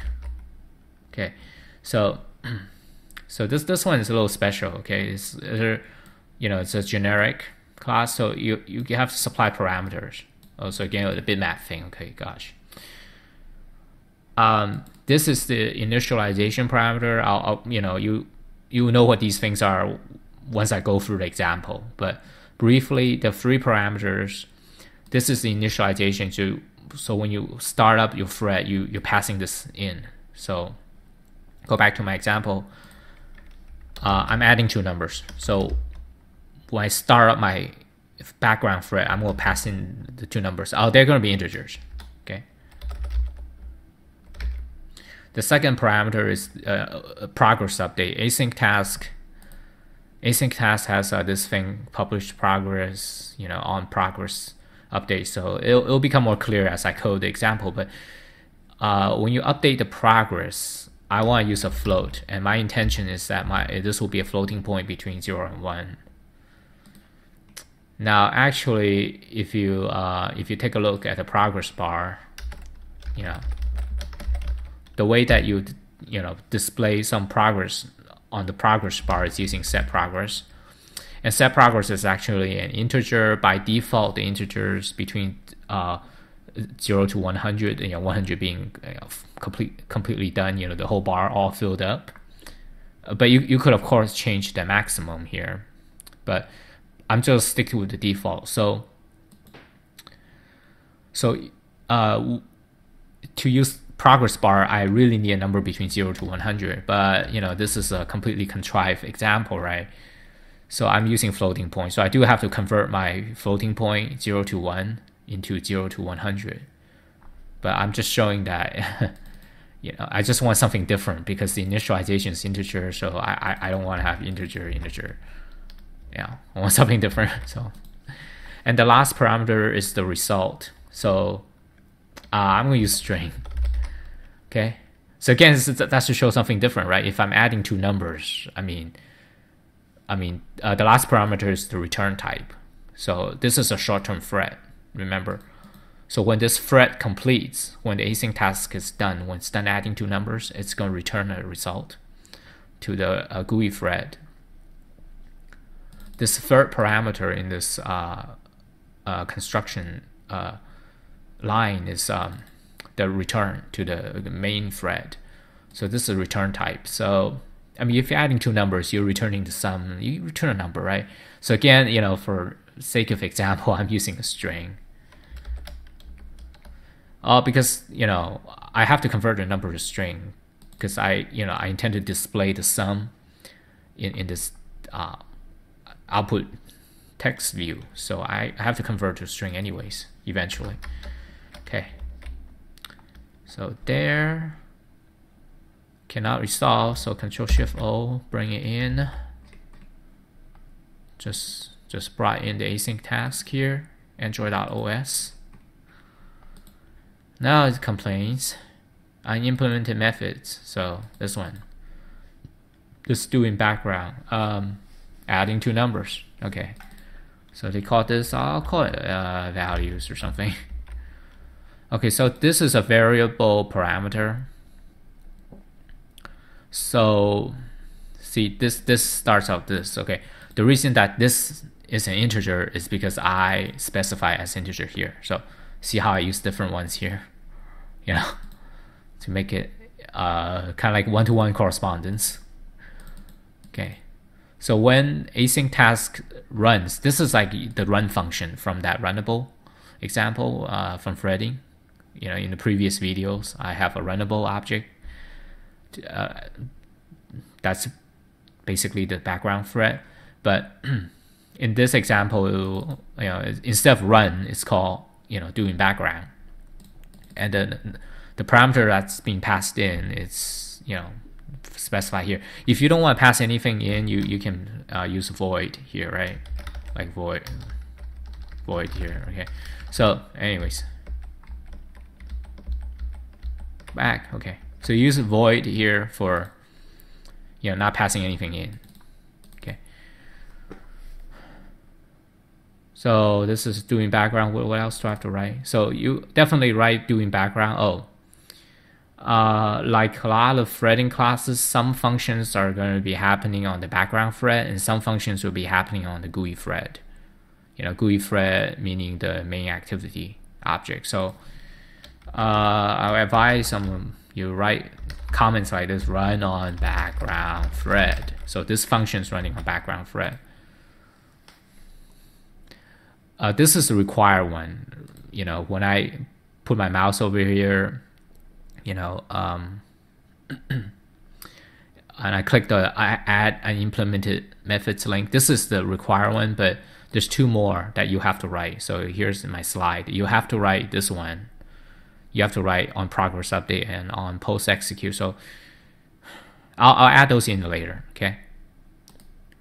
So I kind of do this example in stages, right? I guess first stage is just to pass the number in.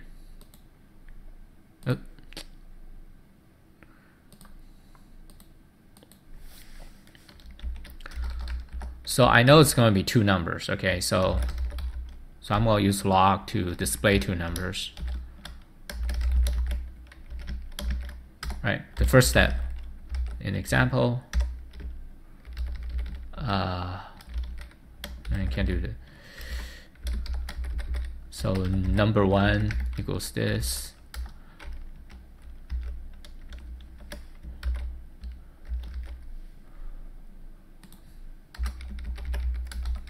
Okay, so in the GUI, when I click the add button, I'm going to read the two numbers from the text boxes I have, right? But I have to convert them to, So I'm using integer that value of get text.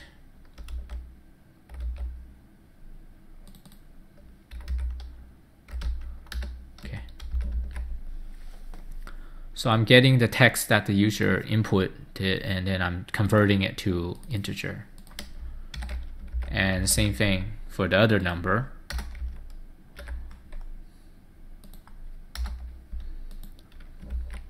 Okay. And then I run the async task. I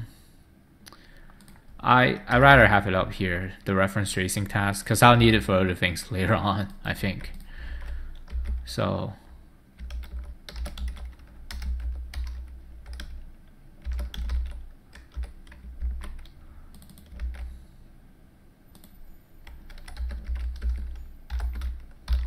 I'll create a new async task. I didn't say how to start it, huh?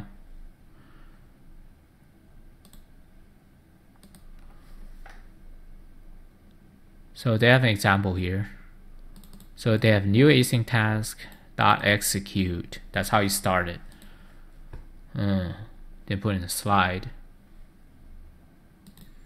Okay, so that slide, this slide's getting a little crowded, so I just added in here. Yeah, to use an async task, you create it, and then you call execute to run it, and you call cancel to cancel it. But I'll deal with the cancel later. Okay, so create the async task.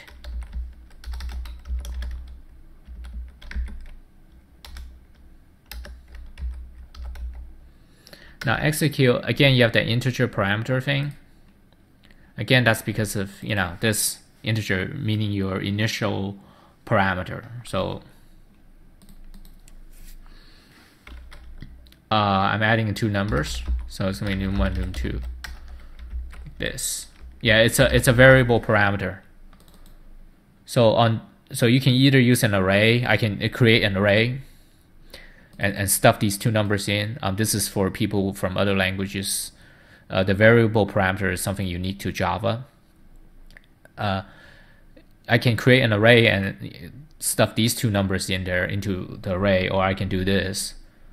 And then the compiler or whatever is going to create an array out of these two numbers. Okay. And on this side, I find that line doing background, right? Whatever. Okay, on this side, thread currently background thread. Okay. So on this side, it looks like an array. 1, 2. Obviously, I know the two elements ahead of time because I'm the one passing in the two elements here. Okay. So if I run the example, I should be able to enter in two numbers, hit add, and two numbers will show up here and show up in the log. Okay.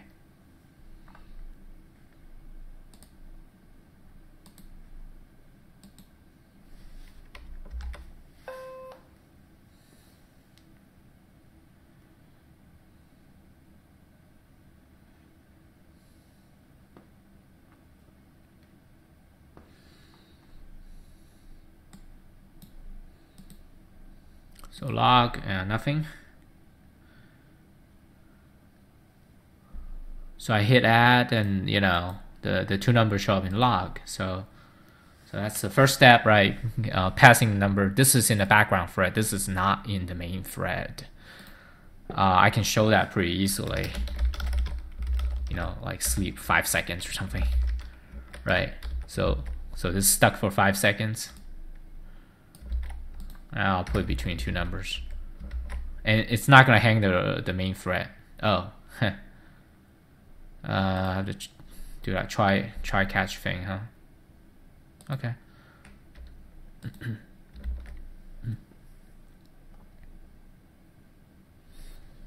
Yeah, just to show that it is indeed on the background thread.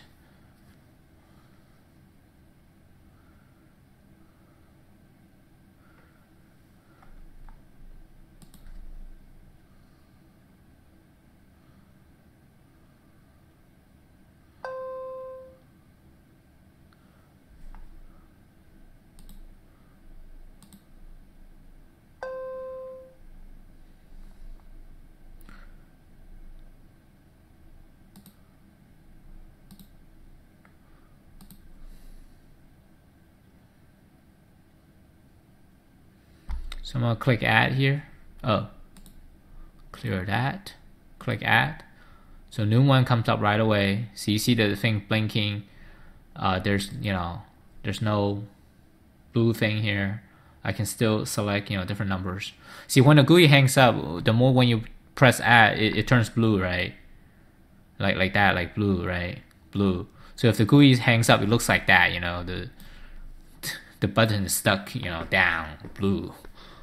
Okay, so just prove that, despite having this big 5 second delay thing here, it doesn't hang up the primary GUI. Okay, so next step is to actually add the two numbers. That should be easy, right?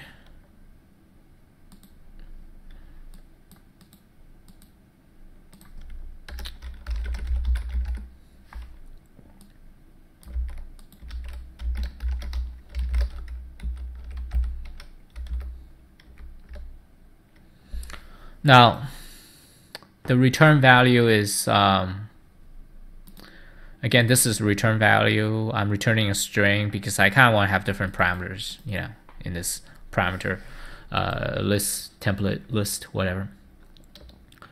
So I have to convert that to a string. Okay, like that.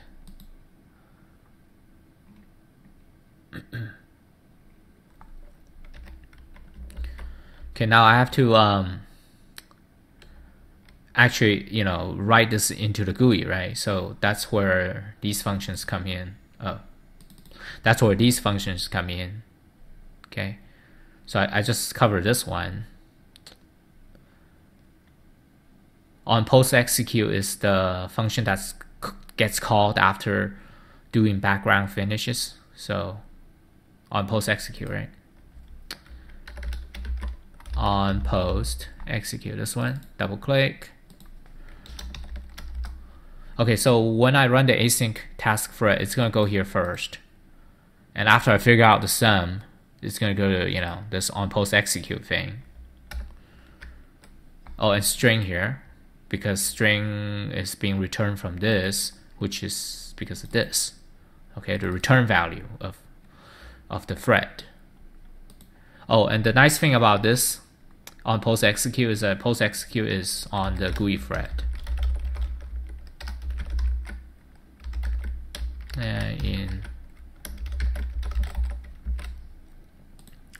See, so some functions are on the background thread where you do work, time-consuming work, so to avoid hanging up the GUI, and some functions are on the GUI thread, so you can update the GUI. That's the key. Okay, I cannot update the text view, the output underscore TV. I cannot update text view from here, but I can update it from here, right? In other words, the output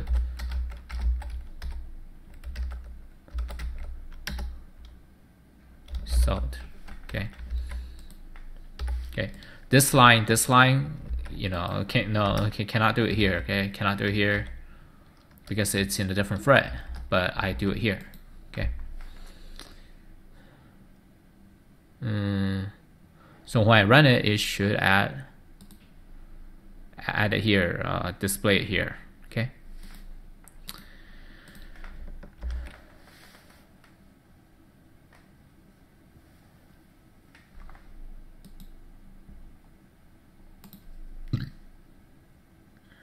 2 plus 3, add, so 5, right? Should make the text size bigger or something, but okay, I should do that. Stop doing the rotation thing. Okay. Yeah, 2 plus 3 is 5, so it shows up here. I'll make the text size larger right now. Oh.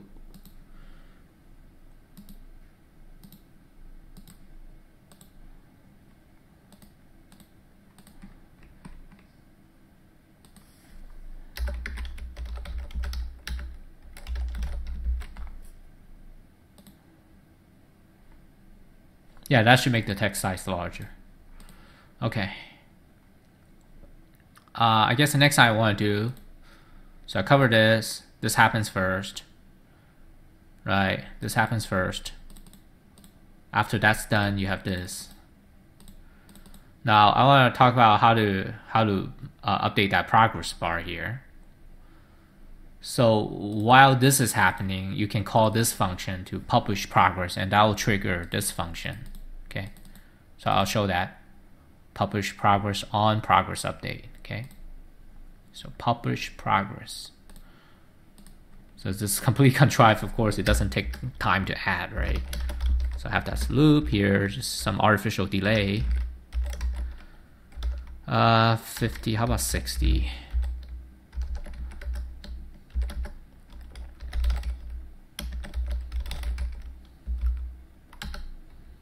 See, 100 milliseconds. Is that right? So I do 100 milliseconds, 66,000 milliseconds, so it's like 6 seconds. 6 seconds of delay. Yeah, I better do the whole thing and try. Java has an endless number of try and catches. Oh.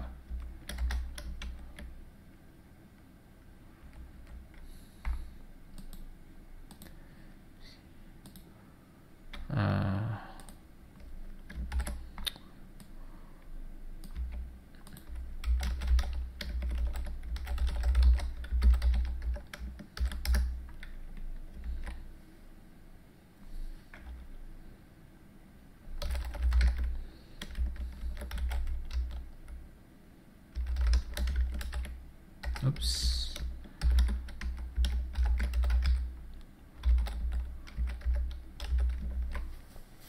So exception, yeah. Okay, so so this generates a 6-second delay or so. Okay, broken into 100 millisecond chunks. So I want to update the progress here.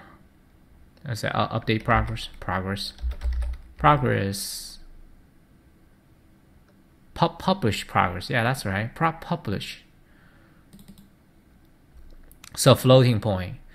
So again, you know, like a string, not like a string, like an array of values. So I'm only going to be using one. Make it a little easier to understand progress. I intend it to be a number between 0 and 1.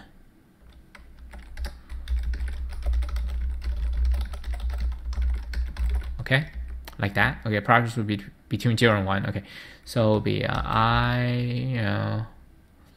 it ranged from 0 to 60, right? I mean, okay, it ranged from 0 to 59, right? But I need to make sure it's floating point division. See, I as an integer. If I use 59 here, simply 59, it's gonna be integer division. So this should be between 0 and 1. For argument of the integer.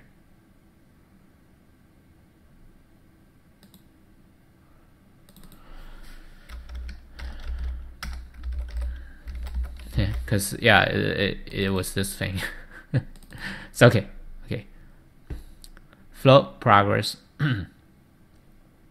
So progress, because I goes from 0 goes to 59, it doesn't go to 60. Okay, so yeah, this should be between 0 and 1. So update progress, publish progress. Now this function will trigger this function.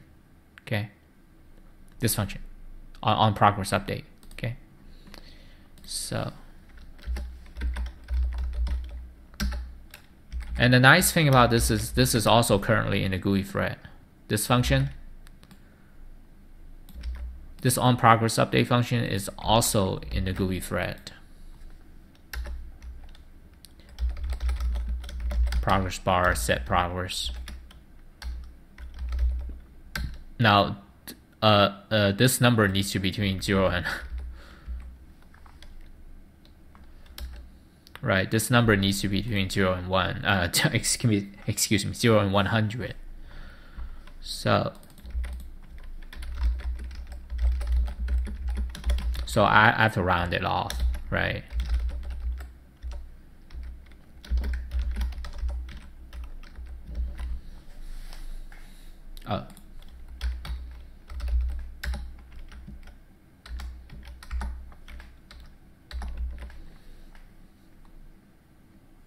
Okay, to recap, okay, I insert some delays. I don't add the number right away. That's because it's a really slow adder, right?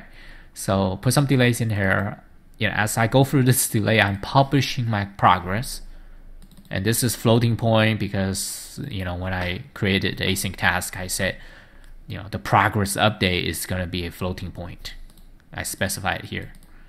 Okay. And because I made floating point, I have to do these conversions, right? You know, between 0 and 1. And of course, this function,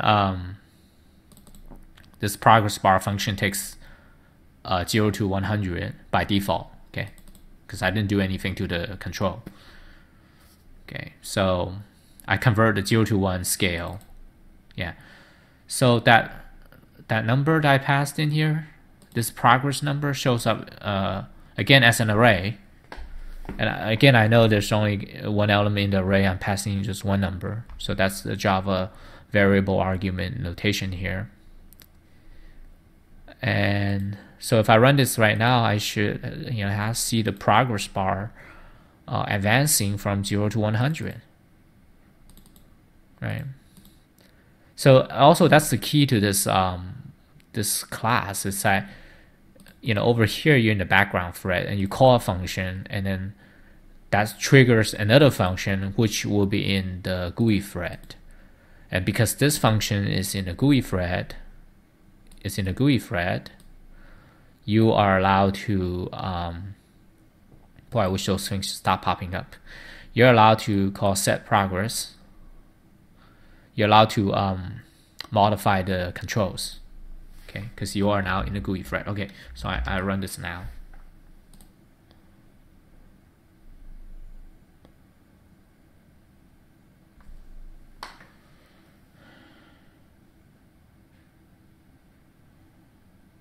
So I'm gonna click the add. You see the progress bar going.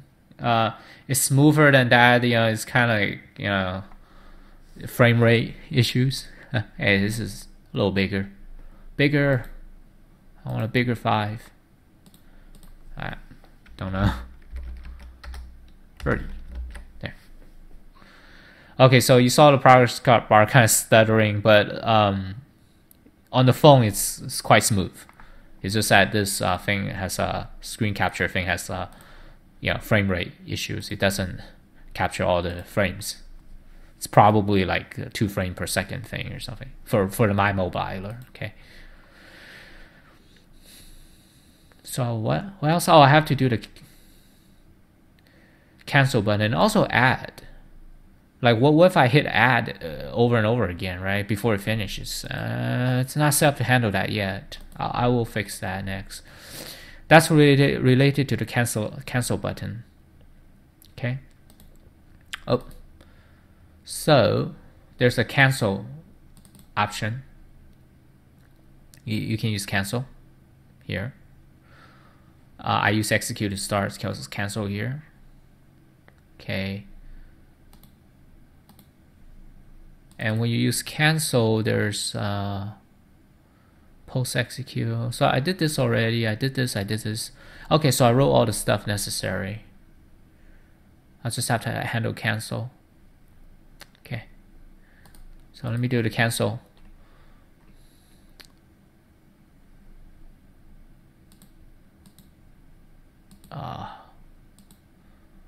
Get that rectangle up again. Okay. That's just a screen capture failure. Okay. So cancel, I have the cancel button here, event handler, completely empty. This is why I need this async thing, right? Remember when I created this and I set I put the reference here. I need it later. You know, in this example, they just, where's their example? Oh, they have it here. What I'm saying is that their example, they don't keep the reference. They just say new.execute. They don't keep it around. Okay. And the reason I kept the reference to it, like here, I keep a reference. This, I keep it around, available up here. I keep it around because that's how I can do the cancel. So may interrupt with running. So use true. They'll explain it better than I can, I think. Here, reference async task, cancel, canceling a task.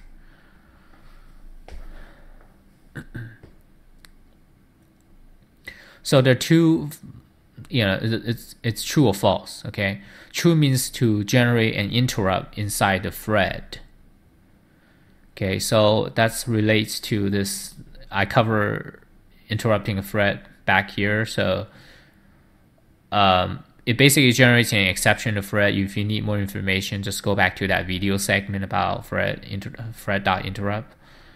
It generates an exception inside a thread, forcing the thread to quit. So I'm using true here. Now the other options use false, in which case you have to poll it. You have to call this is canceled to poll to see if it's canceled. Okay, so I just use true. So when I use true and this thing is inside here, it's going to generate an interrupt exception. And they don't tell you that. I think they don't tell you that.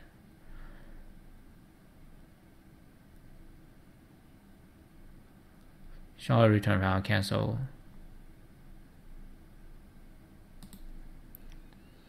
Yeah, they don't really say that. They just say true if the thread executing this task should be interrupted. Otherwise, in progress tasks are allowed to complete. So they don't really explain the interrupt thing, but it's the same interrupt mechanism in Java threading. So yeah, look up this or go back to that video segment where I talk about this to understand the interrupt mechanism. Okay. The reason is you have to catch it here. You don't want to say it's here, right? Because cancellation is not an error. Like this is like what? This is a real error. Okay. Cancellation generates that interrupt exception or something. Interrupted exception. This is like operation cancel, right? So if things go without hitch, I'm going to get the sum. I'm going to add the two numbers, return the sum. If the person pressed the cancel button, I'll call AsyncTask.cancel, triggers the interrupted exception. That's how the thread got stopped, because this exception stopped the thread. So I'll return, my return type is going to be operation canceled. And for completeness, this is not going to happen in this simple example, but for completeness, if you have a real error, it's going to end up here, real error that. Okay. There's actually another catch. When you use the interrupt mechanism, there's another exception for IOs if the IO gets interrupted. So yeah, to properly handle the interrupt, you can read about or go back to my video segment about how to interrupt. This is not the full code to handle the interrupt. Okay, I'm just doing this, to make it simplify. I mean, the topic of this presentation is async task. It's not really how to handle interrupts in the thread. But this will work. So if I run it now, I should press the cancel button, end up here, and you see operation canceled instead of the actual sum. Okay, so I'll run it.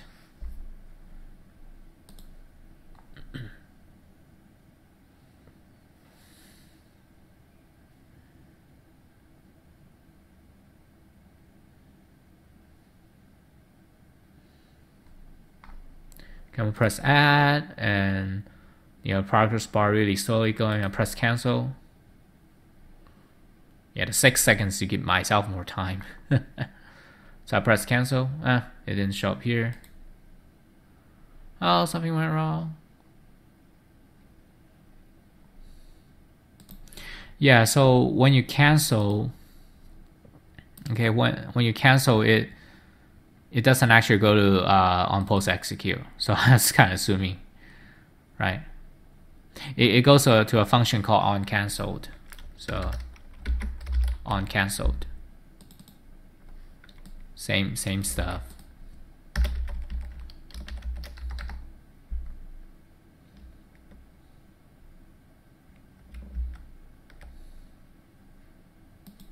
Right, that's no, it's this one.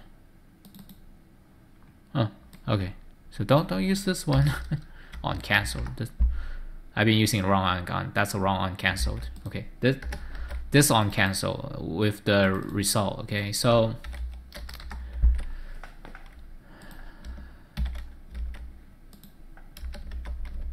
oops. So on cancel also happens in GUI thread. What about this? Oh, that's why I didn't put it in the slide.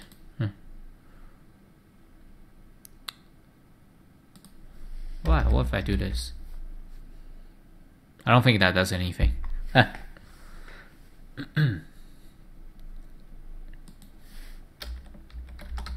get rid of it. What was I saying? Okay, so when on background, when do in background, when this function exits, I guess they were looking at the cancellation flag. Okay, right? There's that is cancelled flag or something. Is cancelled. I guess they were looking at this flag, and if it's normal termination, it's gonna go here. I put the result, to the text view, and if it's cancelled, it's gonna go here, where I do the same thing. So this is there's also a very important function.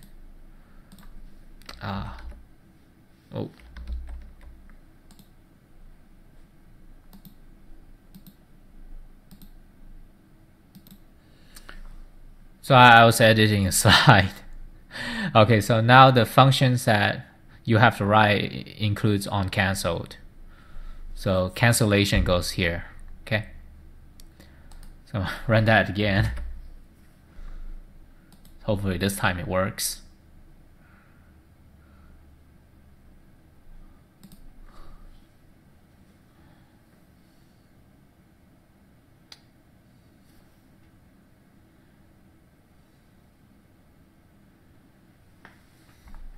So 2 plus 3 canceled, operation canceled. Okay, so that's the cancellation.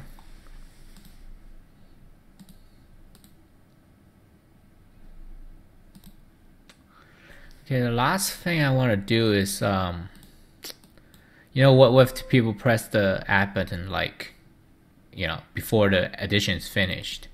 We need to cancel the previous addition operation and then start a new one, rather than here just blindly starting a new one. So the key here is this get status function, which I need to add to the slide, I guess. Yeah, so here I am in the enjoy reference AsyncTask. Get status returns AsyncTask status variable, and this thing has finished, pending, running. Okay, so that's how you know if the task is finished or not.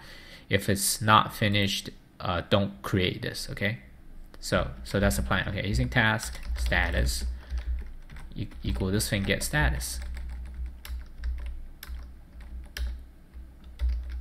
So if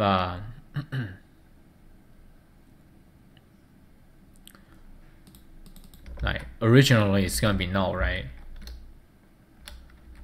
So I'm gonna have a boolean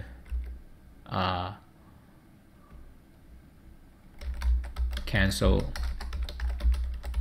needed false. Okay, if this is not null, it might be running. If it's not null, it might be running.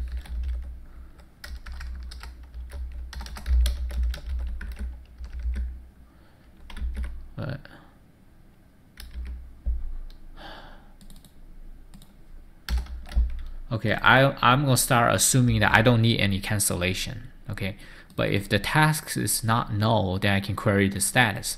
If the status is not equal to finished, I need to cancel. Okay, if cancel needed, true, I guess. If cancel needed,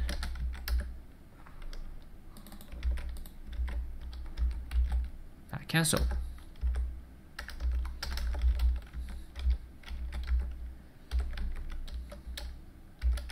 Right, if I need to cancel, I'll cancel it.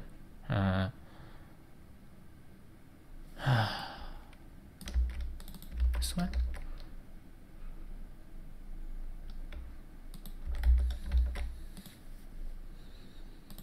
I'm gonna cancel and then I'll create a new one. So that's my plan for people hitting the add button in rapid succession before previous editions completed.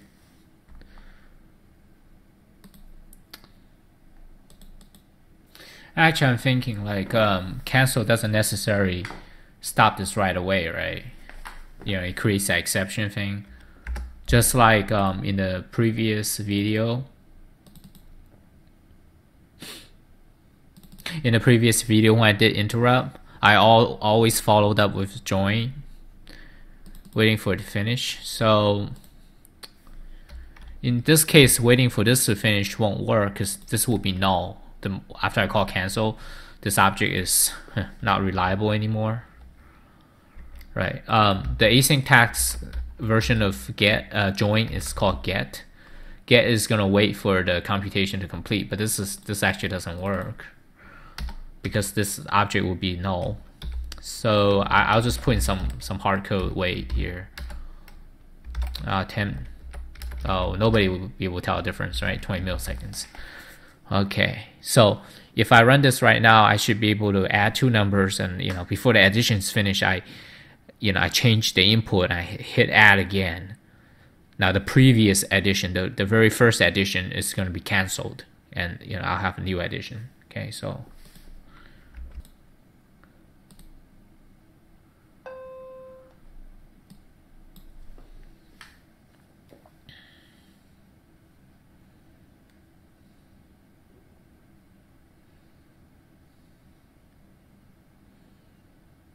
it's not showing the keyboard. Rotate.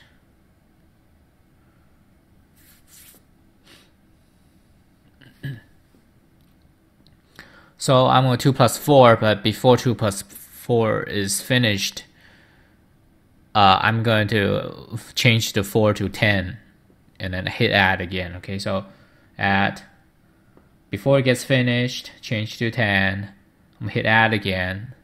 Okay, so it kind of starts all over again. The previous one got canceled, and the new addition, occurs, and this new number. Okay, so I have handled the, pressing add, 2 times in a row. Okay, so that, yeah, I think I cover everything here. So that completes this example. That completes my example of covering AsyncTask. So a few more words about the AsyncTask. I just finished the example, but just a few more comments. Going back to this slide about threading classes in general, AsyncTask is clearly a short-term threading kind of oriented class because the job does get finished. You have that function, on post execute. So there could be a lot of these. And then talking about this performance versus ease of use thing, AsyncTask is mainly a ease of use thing, because if you read the reference, I'm here on the AsyncTask page, the reference for the AsyncTask. So Android reference AsyncTask. Okay, if you read about it, when first introduced, AsyncTasks were executed serially on a single background thread. Now, starting with Donut, this is changed to a pool of threads, allowing multiple tasks to be complete in parallel. Okay, so So originally serial execution, that's just like bad performance, right? Now now it can operate in parallel, starting with donut. However, starting with honeycomb, it went back. Okay, starting with honeycomb, tasks are executed on a single thread to avoid common application errors caused by parallel execution. So this is not a performance-oriented library. If you truly want parallel execution, you can use this. Okay. You can use a thread pool thing. Okay. So AsyncTask is for ease of use. Okay. About the thread pool, this thread pool is also on Windows. On Windows is also called thread pool library. But the thing is that on Windows, there's your basic thread thing, and then there's thread pool, which is thread pool tries to make threading faster by the concept of thread pooling is that to avoid recreating too many threads from scratch. Like I said, for these short-term threads, these threads get finished, and when they finish, they're thrown away. So thread pooling basically try to recycle the thread objects, so you don't constantly recreate thread objects. Try to avoid recreating thread objects. So both Android and Windows use the thread pool concept for performance. It's just that currently on Windows, the newest library is the task parallel library. So I'll do a little search on this one, task. So I think so what happened on Windows is they had this library, right? So Microsoft's latest library beats their own thread pooling library, the parallel library, task library. So this is when I say this one is an improved version of the thread pool library. So on the Windows platform. So this one is not exactly equivalent to this one. This one is for ease of use. This one's kind of like a performance library. Okay, just want to comment on that part. The other part I want to comment on is what they said in the reference. To avoid common application errors caused by parallel execution. What is that, right? So that's also here is memory observability. So this is important. Notice that in this whole thing, I did not use any synchronization block. Okay, I did not use this at all, I think. So let me search for it to be sure, right? Find. Right, so I did not use any synchronize statement here. Okay. So there, AsyncTask guarantees that all callback calls. That's this stuff, right? These are callbacks. The main activity is calling this. That's why it's on the GUI thread. The main activity is calling this. That's why it's on the GUI thread. Okay. All callback calls are synchronized in such a way. Okay. That's why I don't have that synchronized keyword in there. In such a way that the following operations are safe without explicit synchronization.